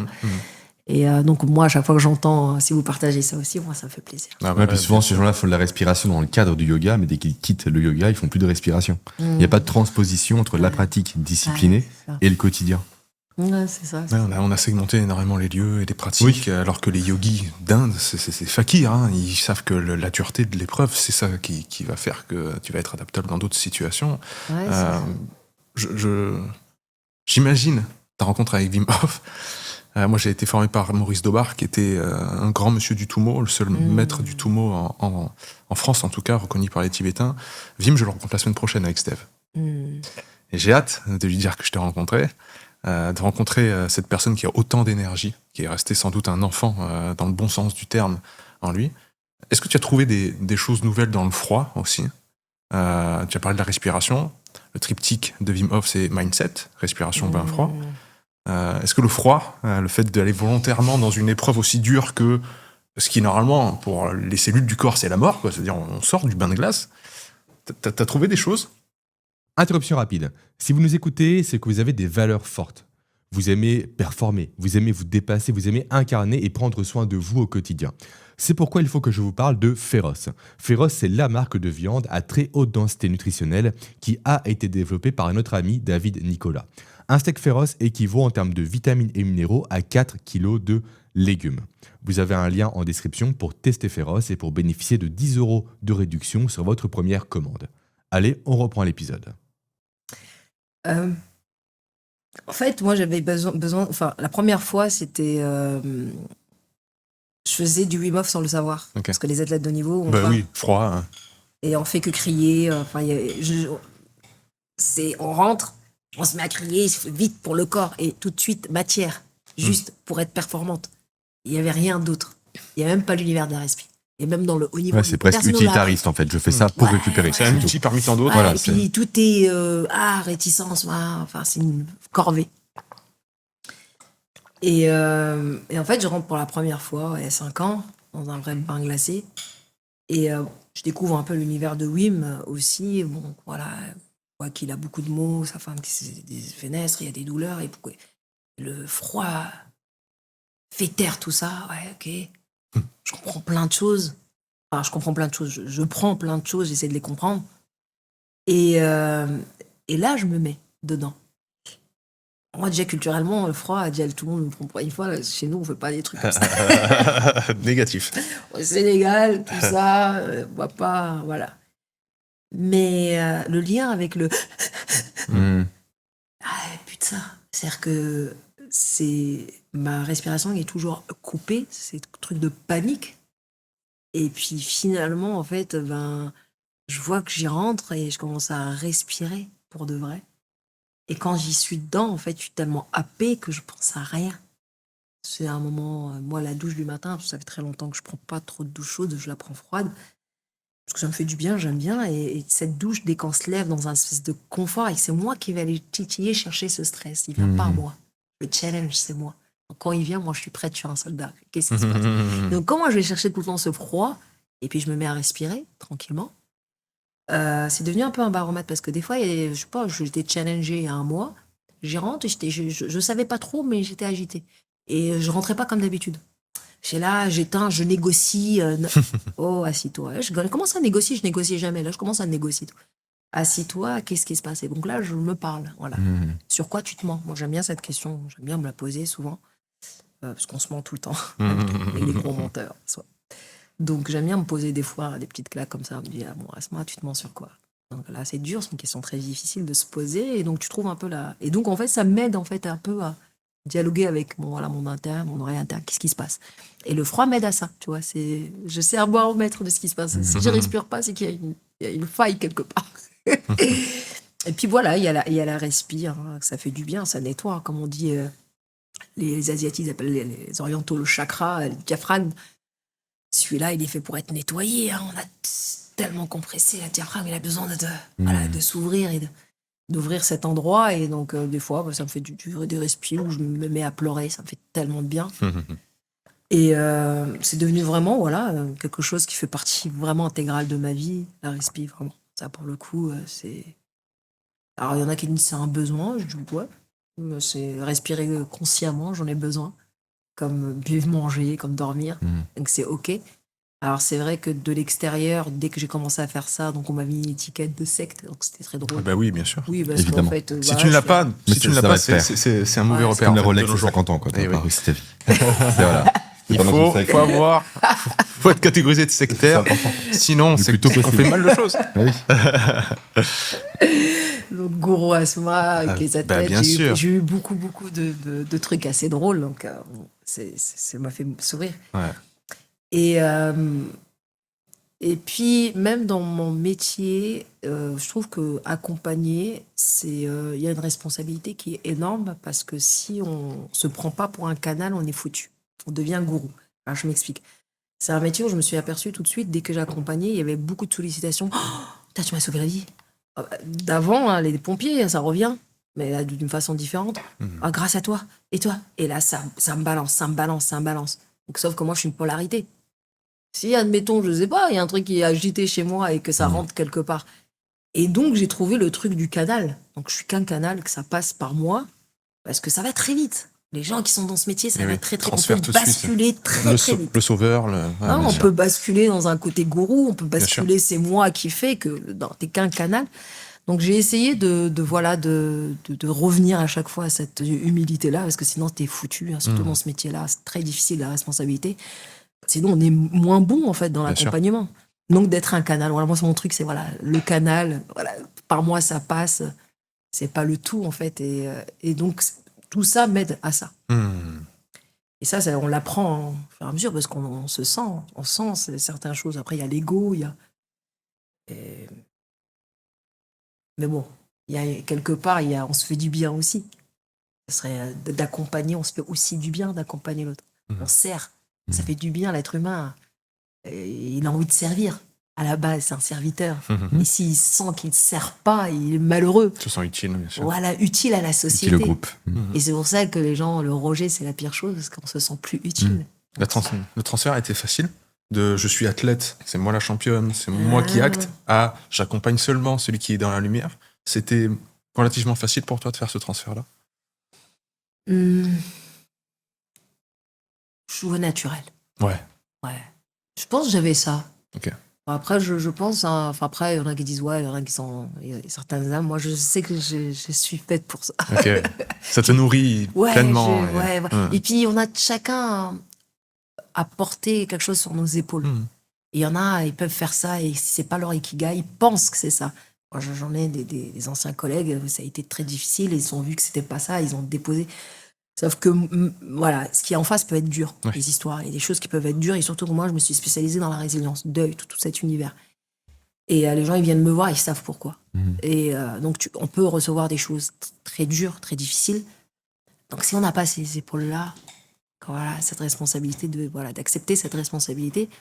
Et moi, je sens qu'elle est pas si dure, elle est légère, sûrement. Alors, des fois, voilà, ça peut pas être simple, mais j'arrive à être heureuse dans cette mission aussi difficile qu'elle soit. Et c'est peut-être pour ça le processus des pompiers, toutes ces choses que j'ai vues. Bien sûr, le rapport à la mort dont on parlait tout à l'heure, ça doit donner une expérience. Pour arriver à ça spécialement, il fallait que je passe tout ce chemin, même le judo, tout ça. Des fois, je me dis, d'accord, tout ça. tant que ça. Pourquoi? Et c'est quoi le plus dur pour toi, avec le recul, entre compétitrice et accompagnatrice, durant un événement sportif? Est-ce que c'est avoir le contrôle mais risquer de perdre, ou ne pas avoir le contrôle et voir son poulain perdre potentiellement, ou gagner aussi? C'est très similaire. C'est ce lâcher prise, en fait, au final. C'est la petite anecdote. J'avais un athlète, un très grand champion. Vraiment, il est exceptionnel dans ce côté-là, parce qu'il arrive à le... Et je l'ai vu stressé un jour, vraiment très, très stressé. C'était un combat très, très dur. Et j'étais challengée parce que il m'a réussi, peut-être ce moment-là, il y avait quelque chose de net, il avait réussi à m'ouvrir quelque chose où je me suis mis, je ne devais pas être dans cette... Enfin, je ne devais pas.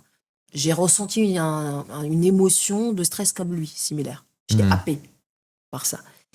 Et j'étais pas dans un alignement. Il fallait que j'y revienne très très vite. Donc bon, c'était au bout de quelques jours où j'ai réussi à revenir. Et c'est ça, c'est ce truc-là que j'ai ressenti exactement de la même manière que quand moi j'étais athlète. Cette chose-là, en fait, on veut tenir, accrocher, machin, non, on revient, se lâcher prise. Et finalement, quand j'étais comme ça, bah, c'est détendu derrière. C'est détendu ensemble et ça s'est bien passé parce que c'est un dur, en fait. Et ça s'est fait naturellement. Il gagne avec brio sa compétition, mais c'est ça. Et j'aime bien parce que c'est un apprentissage. Parce qu'en fait, on dit c'est le meilleur préparateur au monde. On est tout. Qu'est-ce qui est le meilleur en fait? On est tout le temps challengé en fait. On peut pas. On apprend grâce à nos athlètes. On leur apporte, mais ils nous apportent tellement en fait. On grandit ensemble en fait. C'est un espèce de win. Et c'est pour ça que comme je leur dis, c'est des fois ils disent encore j'ai entendu dans une formation, on n'est pas là pour aimer ses athlètes. Vous êtes là pour les détester alors? J'entends encore ça dans des entraîneurs. On n'est pas là pour vous aimer. À partir de là, c'est pas une histoire d'amour. Ah oui, si on n'entend pas. C'est pas une histoire d'amour. Qu'est-ce que c'est? Ça sera éternellement une histoire d'amour pour moi et avec un grand A. Et ça, par contre, c'est non négociable. Bien d'accord. Tokyo arrive quelques années plus tard. Alors évidemment, tu te prends le Covid. Du coup, voilà. Covid. dans le mur. On se le prend tous d'ailleurs. Les Olympiades sont décalées d'1 an. Comment tu vis tout ça, ce chamboulement mondial, du point de vue d'une athlète? C'était très difficile, l'affaire vacciner, pas vacciner, est-ce qu'on vaccine, c'était terrible, c'était terrible, et surtout moi, comment je suis, mon être, c'était très challengé. Et puis, alors c'est vrai que l'endroit où je vis, moi je l'avais accepté, et en fait j'étais un peu contente. Pourquoi? C'est très bizarre. Alors, c'est pas très bizarre, je trouve ça très drôle. Je savais que 2020, c'était 2020 à la base. Ça y est, c'était ma dernière Olympiade. Ils m'ont dit une année de plus. Quasi, je poussais encore. J'avais encore envie de jouer. Alors moi, quand on m'a dit, encore une année, moi, j'ai dit, ok, j'étais contente, encore une année, tu vois, à laisser encore. Et c'était drôle parce que moi, j'avais bien pris au début. Encore une année. Ok, on pousse. Je savais que j'étais déjà qualifiée. C'est vrai que certains qu'ils ont vu basculer, ils étaient qualifiés, ils ne l'étaient plus. Ah oui. Ah oui, moi j'ai une copine, elle était qualifiée, elle n'était plus. Waouh. Elle était qualifiée. Au bout d'un an, c'est fini. Elle est sortie. Ah la vache. Il y en a qui ont vécu des dépressions. Le Covid a basculé ou en positif ou en négatif. Oui. Il y en a une qui s'est fait les croisés, elle a eu le temps de revenir, elle fait médaille olympique. Ah bah voilà. Les croisés, ça y est, c'était fini pour les Jeux. Le Covid, médaille olympique, dans une caté. Tout est là. Ça joue pas au dé là-dedans, dans cette histoire. Donc voilà, c'est le Covid, ça a une histoire. Après, le Covid a aussi aidé à cette lecture. Le Covid a fait que j'ai continué c'était la période où j'avais mon mémoire à rendre. Donc, il y a eu tout l'univers de mes études. Donc, je pense que c'était une bonne chose pour moi. Peut-être terrible aussi de ce qui s'est passé. Il y a eu des morts, c'était terrible. Mais personnellement, c'est quelque chose qui était très bénéfique pendant le confinement, toute cette période. Après les Jeux, les vivre, c'était pas terrible. On était dans des endroits, des sas, c'était pas des Jeux. Ah la vache, ouais. C'était un peu un moment Il n'y a pas le village que tu voulais avoir quand tu étais plus jeune. Oh non, c'était... Là, c'est que parquet, segmenté. Même s'ils ont bien géré les Japs, mais... On était au stade et à un moment donné, je sais pas, on aurait dit un film. Public aussi. C'était terrible. des caméras, des robots qui nous faisaient ça. Et je voyais les athlètes faire ça. Je me suis dit, vous êtes sérieux? Qu'est-ce que vous faites? Et tout le monde devenait fou. Je dis, vous êtes tous fous là-dedans. J'étais là. Je dis, bien, c'est des écrans. Ouais, d'accord. Il y avait des écrans, des espèces de robots qui étaient à la place des humains. Et nous, on était là. Tout le monde est dans une espèce de Matrix. Oui, c'est Matrix. Ouais, c'est une Matrix. Et moi, j'étais là, je prenais rien. Et j'ai eu un faux rire. C'est vrai qu'on a eu un faux rire avec un. Rigoler. Ouais, parce qu'on se racontait des bêtises et on a eu un faux rire. Mais tout le long, j'ai la vidéo au chial de rire et je voyais les gens, ils disaient, mais elle dit quoi, coucou à qui? C'était n'importe quoi. C'était lunaire. Incroyable. Et nous, on avait un faux rire, donc, tu vois, de Rio, un truc, il se passe des choses. Donc c'était archi drôle.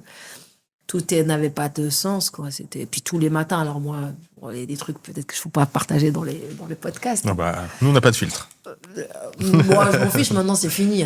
C'est par exemple, on devait donner sa salive tous les matins. Tous les matins, je suis un lama, moi. Tous les matins, je viens racher dans votre truc. J'ai fait les 10 d'un coup. Tous les matins, je lui donnais un. Ah, bien joué. Ah ouais, j'ai fait tout. Tous les matins, je donnais. Et... Bon, après, j'avais chopé le Covid avant, donc je savais que j'allais pas être... tranquille. Je l'avais chopé juste avant. Mais qu'il y ait des trucs lunaires. Mais comme le ça. Japon, c'est le pays lunaire aussi. Hein. C'est les procédurés au plus. Oui, puis c'est que de la polarité là-bas. Ils ont quelque chose de... Il y a des... Voilà, les contrastes, tout le temps. Les deux extrêmes qui vivent ensemble. Pour dire, Kintsugi People et Vibe, ma structure et mon association, c'est de là-bas que je me suis éveillée sur beaucoup de choses et qui m'ont... Mais Japon, il y a notre Japon que je connais bien.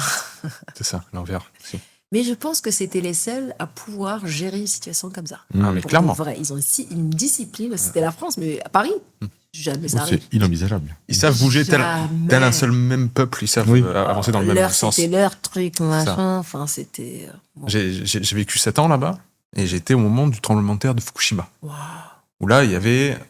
c'est-à-dire, il fallait relever le pays. Il y avait une vague de radioactivité. D'ailleurs, je pense que je me suis fait irradier. Voilà. Hop, je te donne un petit peu de mes... Non, mais c'était incroyable de voir tout un peuple. C'est-à-dire, il manquait une centrale électrique nucléaire. Donc, le ministre dit, maintenant, chers Japonais, vous allez de 20h à 5h du matin éteindre les lumières. Et tout le pays le faisait. C'est-à-dire une discipline quand même de « Ah oui, pour le pays, pour le groupe, je vais m'aligner. » Mais faites ça dans un pays méditerranéen. N'oubliez même pas. Donc, c'était fort. Jamais. Ouais, c'est fort. C'est ça qui pour le coup, là, c'était Et bon, en tout cas, c'est une expérience. Ouais. Enfin, c'était la... Puis bon, après, voilà, c'est 2021. Et là, je résiste. Bon, j'avais connu un peu une histoire de cœur un peu pas facile. Ma séparation avec mon compagnon. Et ce qui était... c'est fascinant parce que là, je partais sur une vie de couple, avoir un enfant, tout ça. Là, séparation, quelque chose d'assez tragique qui est arrivé. Et comme j'étais dans cet univers qui m'a tout le temps... je me suis dit, je vais continuer dans la piade. Mais au final, c'était terminé, en fait, là. D'accord. Et j'ai voulu pousser. Donc, je me suis arrêtée, moi, à ma dernière compétition où je gagne les Afriques, j'avais 41 ans. Donc, je suis la plus vieille aujourd'hui athlète à avoir gagné une médaille d'or. Magnifique. Sur un circuit national à mon âge. Wow. Mais c'était pas pour la... En fait, je déroulais, je pense aussi que c'était aussi pour le livre, mais c'était pas vraiment le judo, là. D'accord. Il y avait autre chose, il y avait un autre combat, il y avait autre chose, mais qui était nécessaire. Donc, voilà un peu le cheminement. Et l'écriture de ce livre débute après, pendant toute ma vie, je crois. C'est des morceaux qui vraiment étaient... toute ma vie, je pense sincèrement que... Ouais. Par exemple, je vais donner un exemple, Alice au Pays du Merveille. Je mets un passage. Et j'aime bien ce dessin animé. Je ne sais pas, vous connaissez peut-être pas les garçons. Plus le roman que le dessin animé. Lewis Carroll. Ouais. Voilà. Et il y a un passage où le lapin, il parle à Alice. Et ça m'avait vraiment, je sais pas, pendant le dessin animé, parce que moi j'avais vu aussi le dessin animé et lu le livre où il lui dit je ne t'aime pas, Alice. Je ne t'aime pas. Je sais pas si ce passage te dit quelque chose. Ce passage, il est exceptionnel. Et elle se met à pleurer. Et en fait, il lui dit que je ne t'aime pas parce que faut qu'elle apprenne à s'aimer elle-même, en fait. Et c'était sa plus belle forme d'amour à Alice. Et d'ailleurs, ça, c'est quelque chose que j'avais écrit il y a peut-être 6-7 ans, à partir d'Alice, que je me suis dit, j'ai envie de mettre dans le chapitre Apprendre à s'aimer. Et j'avais commencé par l'histoire d'Alice. Un petit passage comme ça d'histoire avant des outils, certaines choses que j'ai données, plus lire des livres en plus. Et donc, le livre, en réalité, il est... Voilà, des petites anecdotes, des choses qui se sont passées. La petite anecdote, j'ai fait la Chine Abu Dhabi, Chine, Corée, Japon, toute seule, sans coach, sans kiné, sans personne, avec mon sac à dos. Ok. Et j'avais pas assez d'argent parce que j'avais payé le billet pour Abu Dhabi. Et j'avais pas le choix que de gagner pour payer le voyage. Face au mur. Ouais, face au mur. Donc en fait, je fais 3 Abu Dhabi, 2 en Chine, 3 en Corée. Et puis je savais que je rentrais, je fais pied du podium à Tokyo parce que je savais que je rentrais à la maison. Donc je tape 3 médailles dans toute cette tournée toute seule. Et la dernière, je savais que je rentrais à la maison et que c'était fini et je fais pied du podium. Donc des choses comme ça où, voilà, tu vois, et de l'argent, le prize money sur ce podium-là me payait l'autre compète et je faisais incroyable. J'adorais cette tournée-là. Cette tournée, elle a duré 1 mois et demi avec mon sac. Après, j'étais assez connue dans le circuit à faire ça et j'arrivais à me gérer. Ouais. Mais je suis contente d'avoir vécu ça. Tu vois, ouais, enfin voilà, c'est toutes ces histoires, certaines choses que j'ai vécues, j'ai voulu que si un jeune de 14-15 ans puisse, comme un entrepreneur, comme un être qui a envie de découvrir à travers, parce qu'un livre, c'est un peu aussi un miroir, il y en a que ça va leur parler. Par exemple, quand j'ai mis l'intégration, c'était drôle parce que moi, je viens de la diaspora et je devais m'intégrer dans un pays qui était éloigné de ma culture, de certaines choses. J'ai appris ce que c'était la France grâce à la cuisine, parce que je cuisinais des choses de la Bretagne, je sais pas, des pays. Et j'ai aimé la France profondément grâce à la cuisine. Parce que j'avais des chefs cuistots qui me disaient « Ouais, ça vient de là, j'allais découvrir. » Donc, j'apprends vraiment ce que c'est la France avec la nourriture. Et puis aussi, apprendre à aimer l'endroit où on est pour être heureux. Parce que c'est comme si, c'est un discours que je tiens beaucoup aux jeunes, si on habite une maison, et tous les matins, je dis « Ah, putain, mon lit, il est pourri. Ah, putain, ma salle de bain. » Et tous les jours, « Ah, mon appart, en fait, tu peux même pas déployer ton plein potentiel. Tu peux rien faire. Tu dors mal. T'es malade dans cette maison. » Sauf que moi, j'ai décidé vraiment de voir tout ce qui était lumineux. Il doit y avoir des trucs dark dans chaque pays au monde et des choses lumineuses. Et donc, j'essayais de voir des gens qui étaient full of love, des gens qui étaient lumineux. Et il y en a beaucoup. Et les belles choses que la France m'a offert et j'ai réussi à y vivre bien parce que je suis partie dans ce sens. Je le sais. Et donc, dans le chapitre intégration, je suis partie dans ce sens-là. Et donc, ça peut parler à d'autres d'une autre manière. Par exemple, moi, j'avais quelqu'un qui vient de l'Alsace, parce que je suis partie faire une signature. Pour elle, l'intégration, c'était autre chose pour elle. D'accord. C'était le fait que c'était intégré parce qu'elle est alsacienne et son mari, il vient, je sais plus, d'un autre Auvergnat. Enfin, bref, il fallait qu'elle s'intègre. Et donc, c'est infini, en fait. On parle même pas de couleur de peau, de l'intégration d'un être humain quelque part. Qu'est-ce que c'est ? Et donc, c'est pour ça que c'est magique. Donc, plusieurs lectures peuvent être pour les gens de la diaspora, pour des gens de... Et ça, c'est un chapitre qui me tient beaucoup à cœur, l'intégration. Parce que j'ai connu des choses un peu difficiles quand j'étais... Par exemple, moi, j'avais découvert à l'âge de 16 ans, c'est une petite histoire que je raconte parce qu'elle est réelle. Là, on vit pas comme avant. Moi, je sais pas, l'âge, on a à peu près la même génération, non ? 33. 38. D'accord. C'est pour ça, 42. Tu es incroyable. J'ai 20 Je vais pas ans, dire, mais j'ai 20 tu les ans, fais pas du tout. J'ai 20 ans et 22 ans d'expérience. Incroyable. Je peux mentir un peu sur mon âge. Incroyable. Et ce qui se passe, c'est que je rentre, et vous allez rigoler. Je voulais faire de gagner un peu d'argent, et je rentre dans un resto, puis j'ai vu l'annonce, il y avait écrit type européen. Moi, j'ai dit, c'est bon. J'ai ma nationalité, j'ai tout. Je ramène même le passeport, j'étais contente. Moi, je sais pas ce que ça veut dire. Je sais pas, j'ai 17 ans, ce que ça veut dire. Et donc, j'emmène en plus ma copine, elle aussi, elle me dit non, c'est bon, elle aussi, la pauvre, elle sait rien. Ma meilleure amie, et puis on part. Et puis là, on rentre et tout, et la dame, elle me regarde et elle me fait vous avez vu l'annonce et tout ? Et parce que mon ami aussi était typé, et puis elle me fait vous avez vu l'annonce ? Et là, elle était gênée parce que je lui dis oui, non. Et je sors de mon sac mon passeport. Et là, elle savait pas quoi faire, donc elle appelle son mari. Elle était gênée face à moi. Je sens qu'elle est gênée de me dire qu'est-ce que c'est, type européen. Et moi, je ne sais pas, et ma pote aussi ne sait pas. Et on la regarde, on attend, et elle appelle, donc il y avait une espèce de gênance dans le truc. Et puis elle me dit, alors type européen, alors je sais pas comment elle a pris les mots pour me l'expliquer, sauf qu'ils étaient tellement gênés qu'on commence à comprendre. Et comme, c'est le full of love, comme on voulait même pas qu'ils soient gênés de leurs bêtises, donc on a dit non mais on s'est excusé, mais on comprend, c'est pas grave et on part. Et ça m'avait marqué parce qu'avant on pouvait écrire type européen, Le seul truc qu'on peut le faire, c'est pour le cinéma, parce qu'il y a un rôle et tout, mais être serveur type européen, ça peut plus marcher. C'est plus marché aujourd'hui, mais à l'époque, on pouvait trouver ça. Donc j'avais connu ça. Et bah, du coup, maintenant, je savais ce que ça voulait dire type européen, après ça. Et donc voilà, en fait, je pense sincèrement, voilà, moi qui issu aussi d'immigration, des choses comme ça, de la diaspora, qui vit dans un autre pays, je pense que j'ai aussi appris à beaucoup m'aimer pour pas être impacté par celui qui me rejette. Moi, le racisme ne me dérange même pas, je peux manger avec lui, mais vraiment tranquille. Je n'ai aucun problème à dialoguer et faire T'as pas besoin de lui Oui, donc voilà, il m'attaque pas, c'est-à-dire qu'il appuie pas, je sais qui je suis, d'où je viens, et donc je suis stable, en fait. Et c'est ça que j'essaye de transmettre à une génération que des fois, ou si c'est pas stable, agité, eux-mêmes vont devenir quelque chose qui va les habiter et devenir eux-mêmes ce que les autres... je rejette sur eux, quoi. On devient pareil, au final. Donc, j'essaye, voilà, de partager ça aussi dans ce chapitre, comme la confrontation. C'est un chapitre aussi qui me tient à cœur, la confrontation. Ouais, je pense que c'est très important ce que tu transmets, surtout pour les jeunes générations, où il y a beaucoup de termes comme l'ikigai, comme des choses qui sont véhiculées actuellement, où très vite, il faut trouver l'amour de la vie, la passion de la vie, etc., avant de s'aimer soi-même. Et le problème, c'est que vous pourrez chercher dans le monde entier. Si là, à l'intérieur, il y a des lacunes, ça va pas le faire. Beaucoup de frustration, et sans doute on trouvera l'ikigai de quelqu'un d'autre. D'ailleurs, pour ça que les Japonais disent que l'ikigai, il faut mieux le trouver un peu plus tard.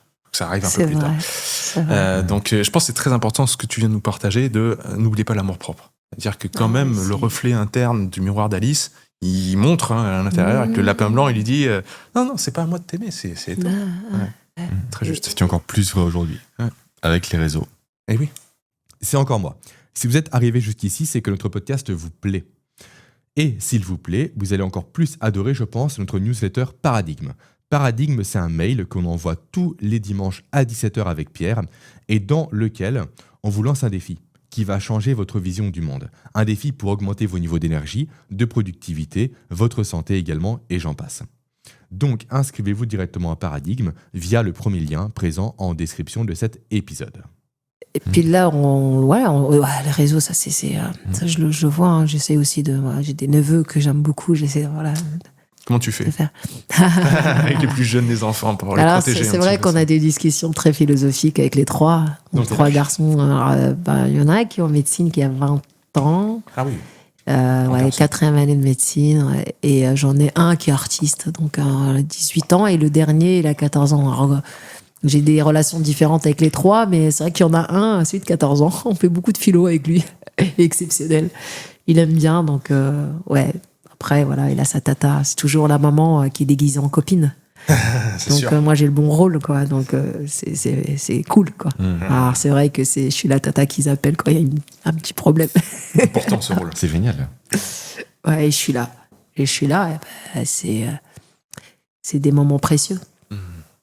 Mais Il te semble qu'il manque des codes aux jeunes, là. Enfin, qu'est-ce que toi qui dois avoir un regard très fort très, très, très perçant sur les jeunes générations, qu'est-ce que tu pourrais te donner comme conseil? Qu'est-ce que tu pourrais voir comme piège aussi à éviter actuellement pour justement trouver cet amour propre, croire en ses rêves, enfin tout le parcours que tu viens de nous décrire qui a été le tien?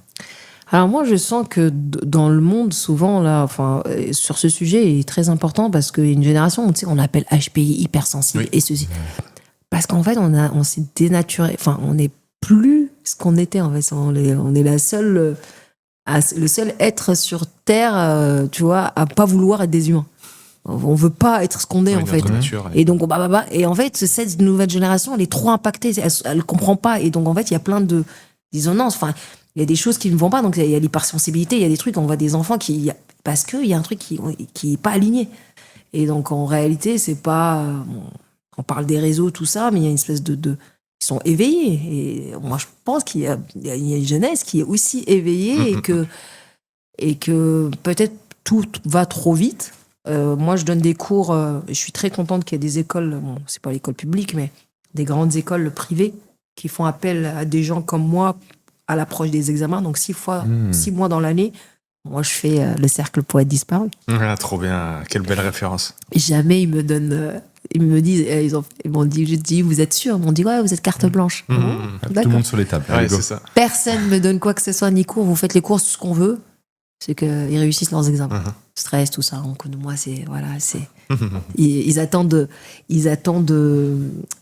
mon cours Avec impatience. avec impatience parce que voilà, c'est eux au centre et il se passe des choses, je les laisse libres à la réflexion et puis on fait du bon travail ensemble. Donc je fais ça depuis 2 ans. Donc ça peut être des étudiants, les FAP, les SEC, pareil comme SUP.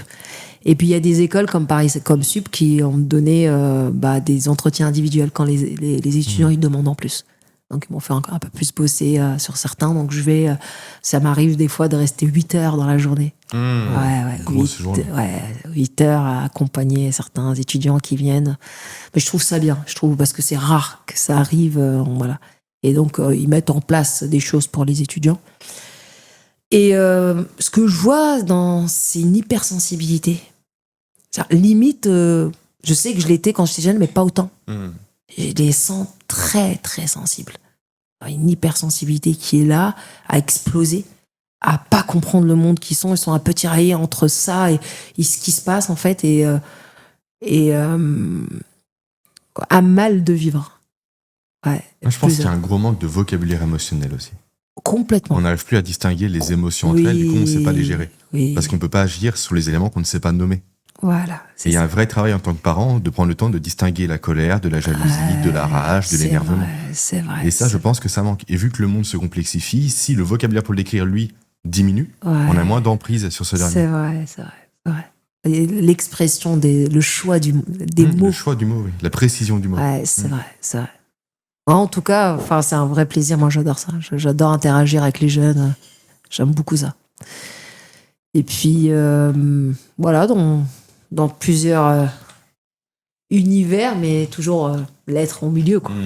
Donc, ça peut être des athlètes, et je fais même pas de différence. En fait, c'est la même chose. Celui qui veut gagner sa médaille olympique, celui qui veut avoir son diplôme, et ceci. C'est un être humain. C'est un être humain qui veut quelque chose, il a un besoin, il veut Il ne faut surtout pas aimer.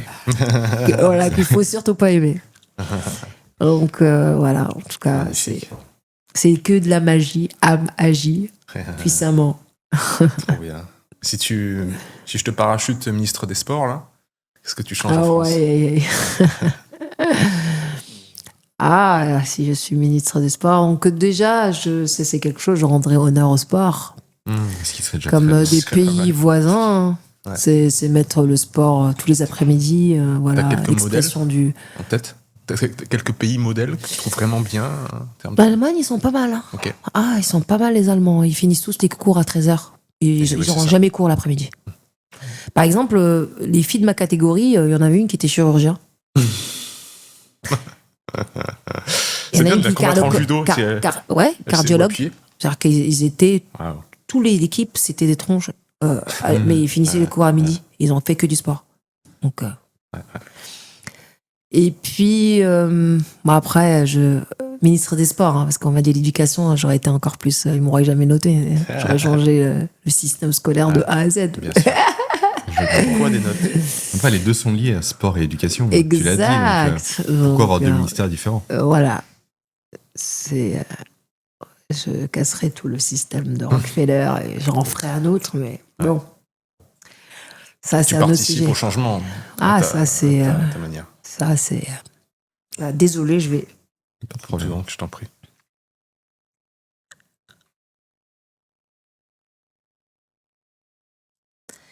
Ouais, c'est un vrai sujet, c'est un vrai sujet. Mais en termes de préparation, d'équipement, et aussi juste l'image du sportif. On dissocie encore l'intellect du physique aujourd'hui.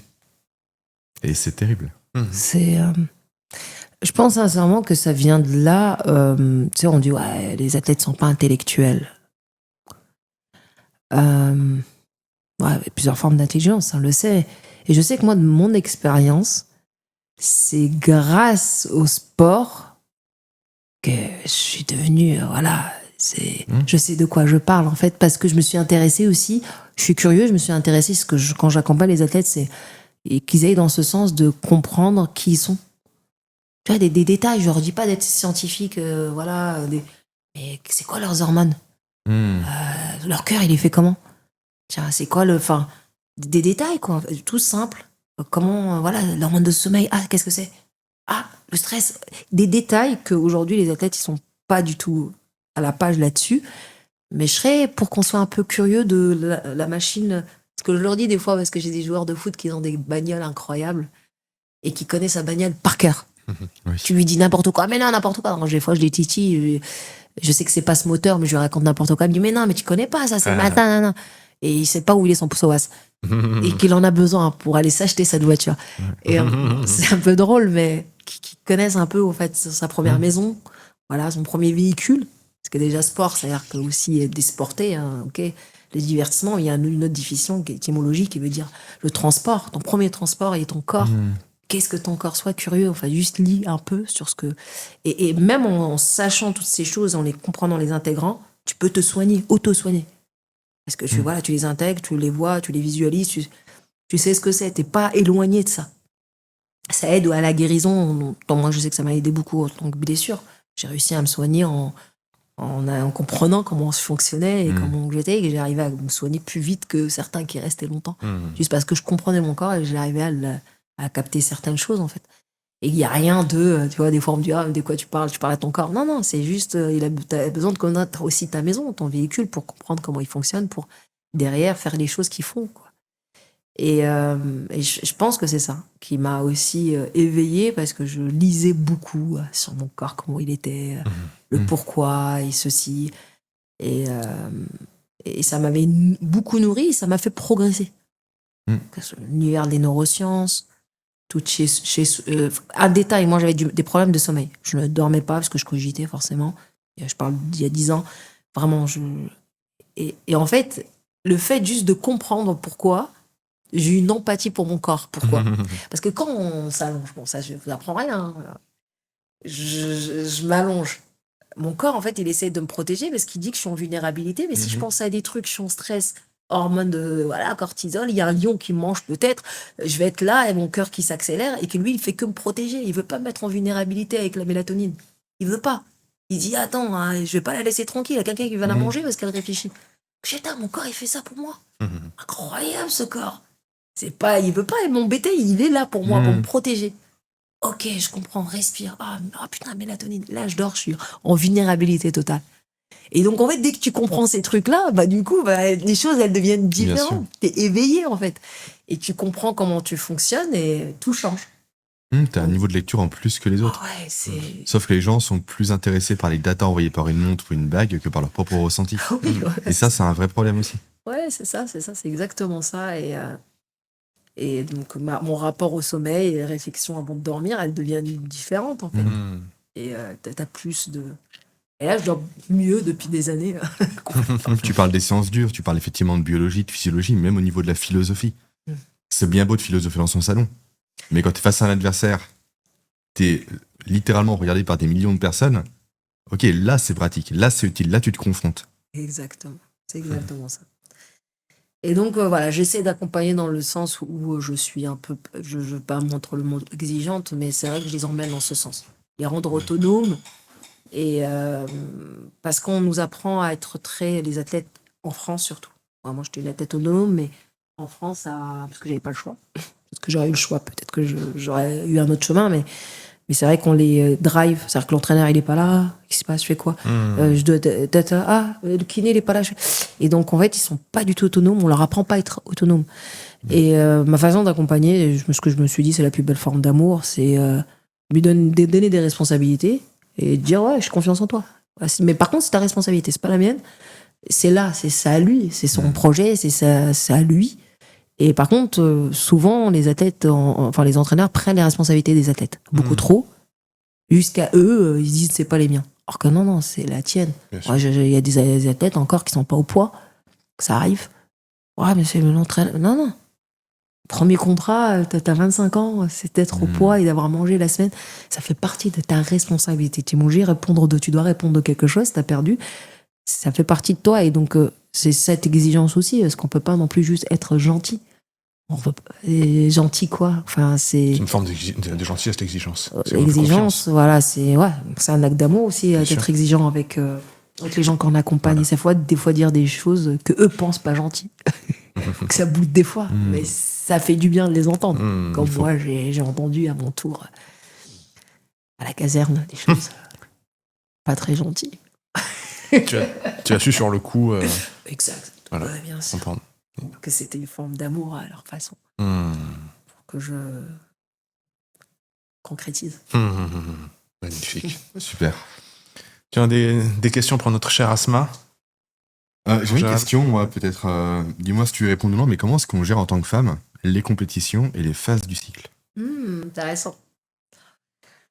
Alors ça, c'est vraiment un combat que j'ai eu durant toute ma carrière. Ok. Et j'ai tout essayé. J'ai trouvé la chose qui m'a beaucoup aidée. Il s'avère que 90% des femmes font des contre-perfs, voire plus, le jour J. Niveau fatigue, alors moi j'ai eu de la chance parce que moi j'étais pas drivée, parce que tous les entraîneurs autour, la plupart ils prennent pas. Ils C'est-à-dire?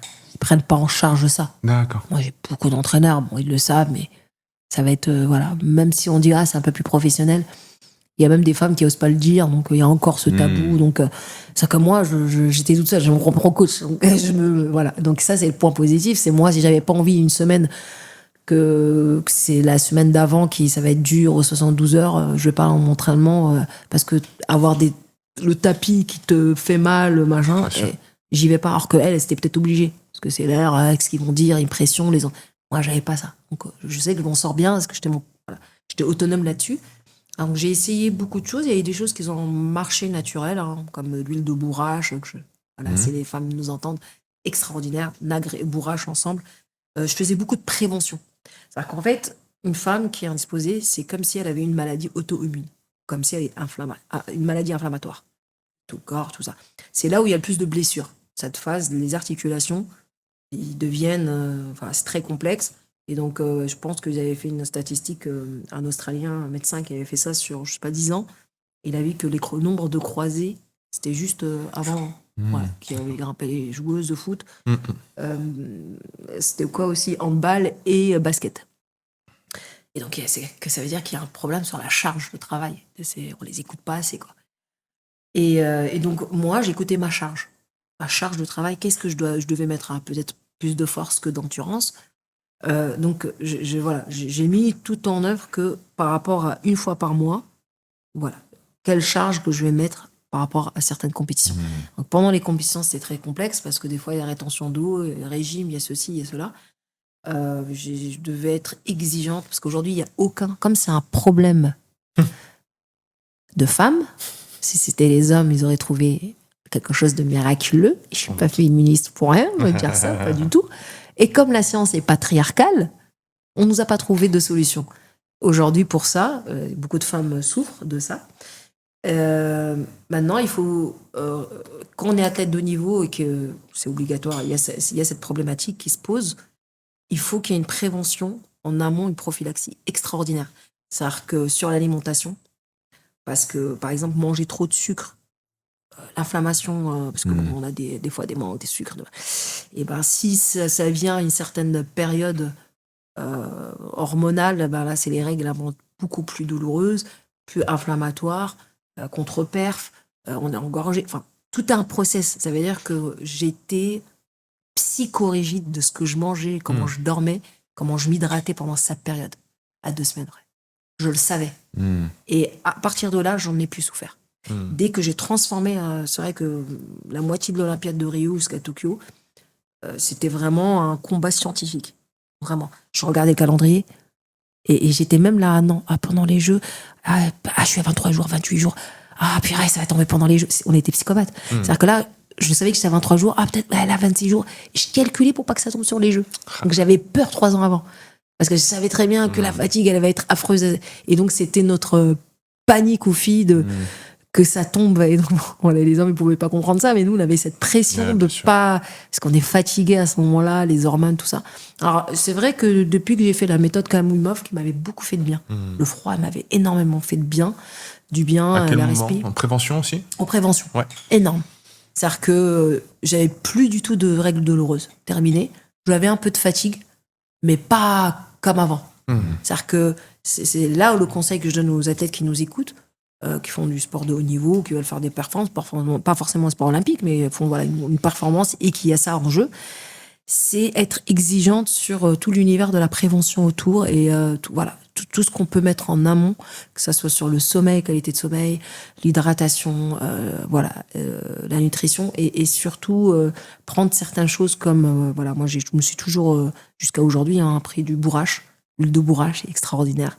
Les Indiens faisaient ça à l'époque, du nagre. Enfin, il y a certaines choses qui sont là naturellement. Et puis, essayer de faire des choses qui ne soient pas inflammatoires. Parce que c'est une inflammation du corps, tout simplement. Et puis, accepter, dans tous les cas, c'est là. Plutôt que de C'est lutter là. contre. Voilà, c'est là. Dès lors que tu acceptes, déjà, le chemin est déjà quand même pas mal entamé. Voilà, c'est là.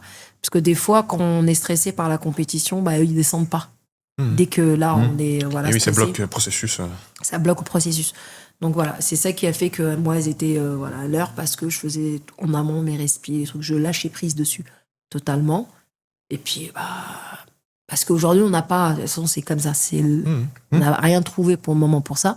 Et puis, une minorité, d'ailleurs, on est toutes jalouses d'elle, minorité qui perf le jour J. Ah oui? Ah ouais, j'ai une copine, elle est contente. J'espère l'inverse. Ouais, très peu, 1 sur 1000, Oui, mais bien sûr. elle fait toujours une médaille ou un truc de fou le jour J.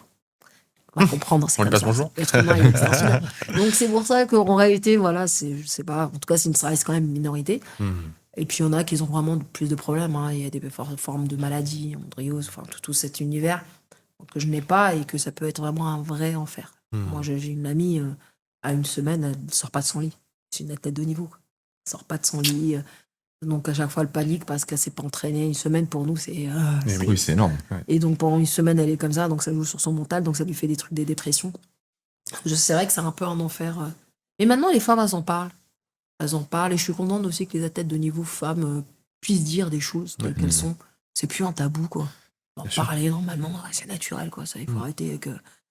J'essaie d'apporter ça un peu aussi au Maroc, parce que c'est vrai que c'est encore plus tabou de pouvoir dire ça à l'entraîneur, donc d'expliquer aux filles que voilà, si t'as ça, tu vas voir ton entraîneur. Ouais. Il le comprend, il a aussi des enfants, il connaît aussi une femme, il connaît des femmes autour de lui, j'ai ça. Parce que si tu lui expliques pas et que tu dis rien, il va t'entraîner pareil, il va pas comprendre, parce que les hommes... Vous avez cette capacité d'oublier qu'une fois par mois, on est schizophrène, mais vous oubliez très très vite. Vous oubliez quand? Vous oubliez ce détail à chaque fois. On est nul en maths aussi. Voilà, vous oubliez très très vite. Au bout d'un mois que ça revient. C'est loin, moi. Ouais, c'est ça. Et puis, la petite anecdote, et elle se reconnaîtra, j'ai une athlète que j'affectionne beaucoup. À chaque fois quand elle m'appelle, elle est vraiment panique, parce qu'elle va rigoler en partageant cette anecdote. Et là, je sais quand elle m'appelle et qu'elle a perdu une compète, donc ça part dans tous les sens, machin. Et je sais que c'est beaucoup trop exagéré. Je la laisse finir. Ils arrivent quand? Après-demain. Et on a un faux rire parce que je le sais, toutes les filles qui m'appellent et que ça part dans une très émotionnelle, j'attends. C'est maintenant. Ça arrive. Et donc, et ce qui est drôle, c'est qu'elles oublient aussi ce moment-là. Et c'est là où moi j'ai noté ce qui m'a aidé. J'ai un cahier, moi j'appelle le cahier magique. Le bus magique, le cahier magique. Un cahier où je note, par exemple, si je suis. Enfin, tout mon état, entraînement, on se moquait de moi de ce cahier-là, mais il m'a beaucoup aidé. Parce qu'on oublie, on a tendance à oublier des choses. Donc en fait, par exemple, il y a une compétition, j'avais fait médaille de bronze, mais j'avais des angines et j'étais très malade. Le fait d'avoir mis tous les détails, si un jour ça m'arrive, ça me fait un ancrage. T'as gagné avec ça. Et donc, dès lors que moi, j'avais des douleurs, avec les règles ou peu importe, de noter ces sensations-là aux compétitions, c'est-à-dire que si ça arrive, je le sais à quel moment. C'est-à-dire que moi, je me disais toujours une phrase à cette période, c'est pas toi. Vous allez rigoler, hein. C'est mon ancrage. Parce que émotionnellement, je pouvais des fois être nerveuse ou un peu machin et prendre des décisions. Et en fait, moi, le c'est pas moi, c'était mes émotions qui me jouaient un tour et je sais que c'était à ce moment-là. Et donc, ça me recentrait que c'était pas moi. Une sorte de prise de recul, hop. Ouais, hop. Et je laissais aller certaines choses. Par exemple, t'as envie d'envoyer un message, t'as envie. Ah, attends, c'est pas toi, là. Et donc, je savais qu'à cette période, j'appelais ça la période pas moi. Monsieur le juge, Oui, c'était pas moi. pas moi. Et donc, mais ça aide. Parce que du coup, ça te recentre. Et j'étais prête à accueillir le moment du pas moi. Et donc, du coup, on a moins de conflits. On en voit moins chez les gens. Enfin, voilà, normal. Et puis, Magnifique. Décharge tout sur cette personne imaginaire. Ce n'était pas moi. Ce n'est pas moi. Ouais, trop bien. Bon, Asma, on arrive à la fin de cette belle interview. Tu nous as présenté ton livre, qu'on trouve donc aux éditions, je ne sais pas, Face cachée. Face cachée, C'est qu'il arrive. derrière. Et est-ce que tu as le projet d'en écrire un deuxième? Comment tu vois le processus? Alors, j'ai commencé quelque chose. ok. J'ai commencé. Alors, c'est très lié à l'intelligence artificielle et non artificielle. C'est un sujet qui me passionne beaucoup, beaucoup. Et donc, ça va être dans cet univers. Magnifique. Trop bien. Le titre n'est pas encore évidemment décidé. Non, pas du tout. Mais je suis qu'au début. Ouais, trop bien. Eh bien, découvrez donc À bras le corps d'Asma Niang aux éditions Face cachée. Merci infiniment vraiment pour merci ton temps. beaucoup. C'était Merci. tellement inspirant. Vraiment. Un grand honneur de t'avoir reçu dans cette émission. Bientôt. C'est un cercle vertueux. Il faut être à 3 pour un échange Un bel échange. inspirant. Merci beaucoup. Merci à toi. Merci infiniment. Eh ben voilà.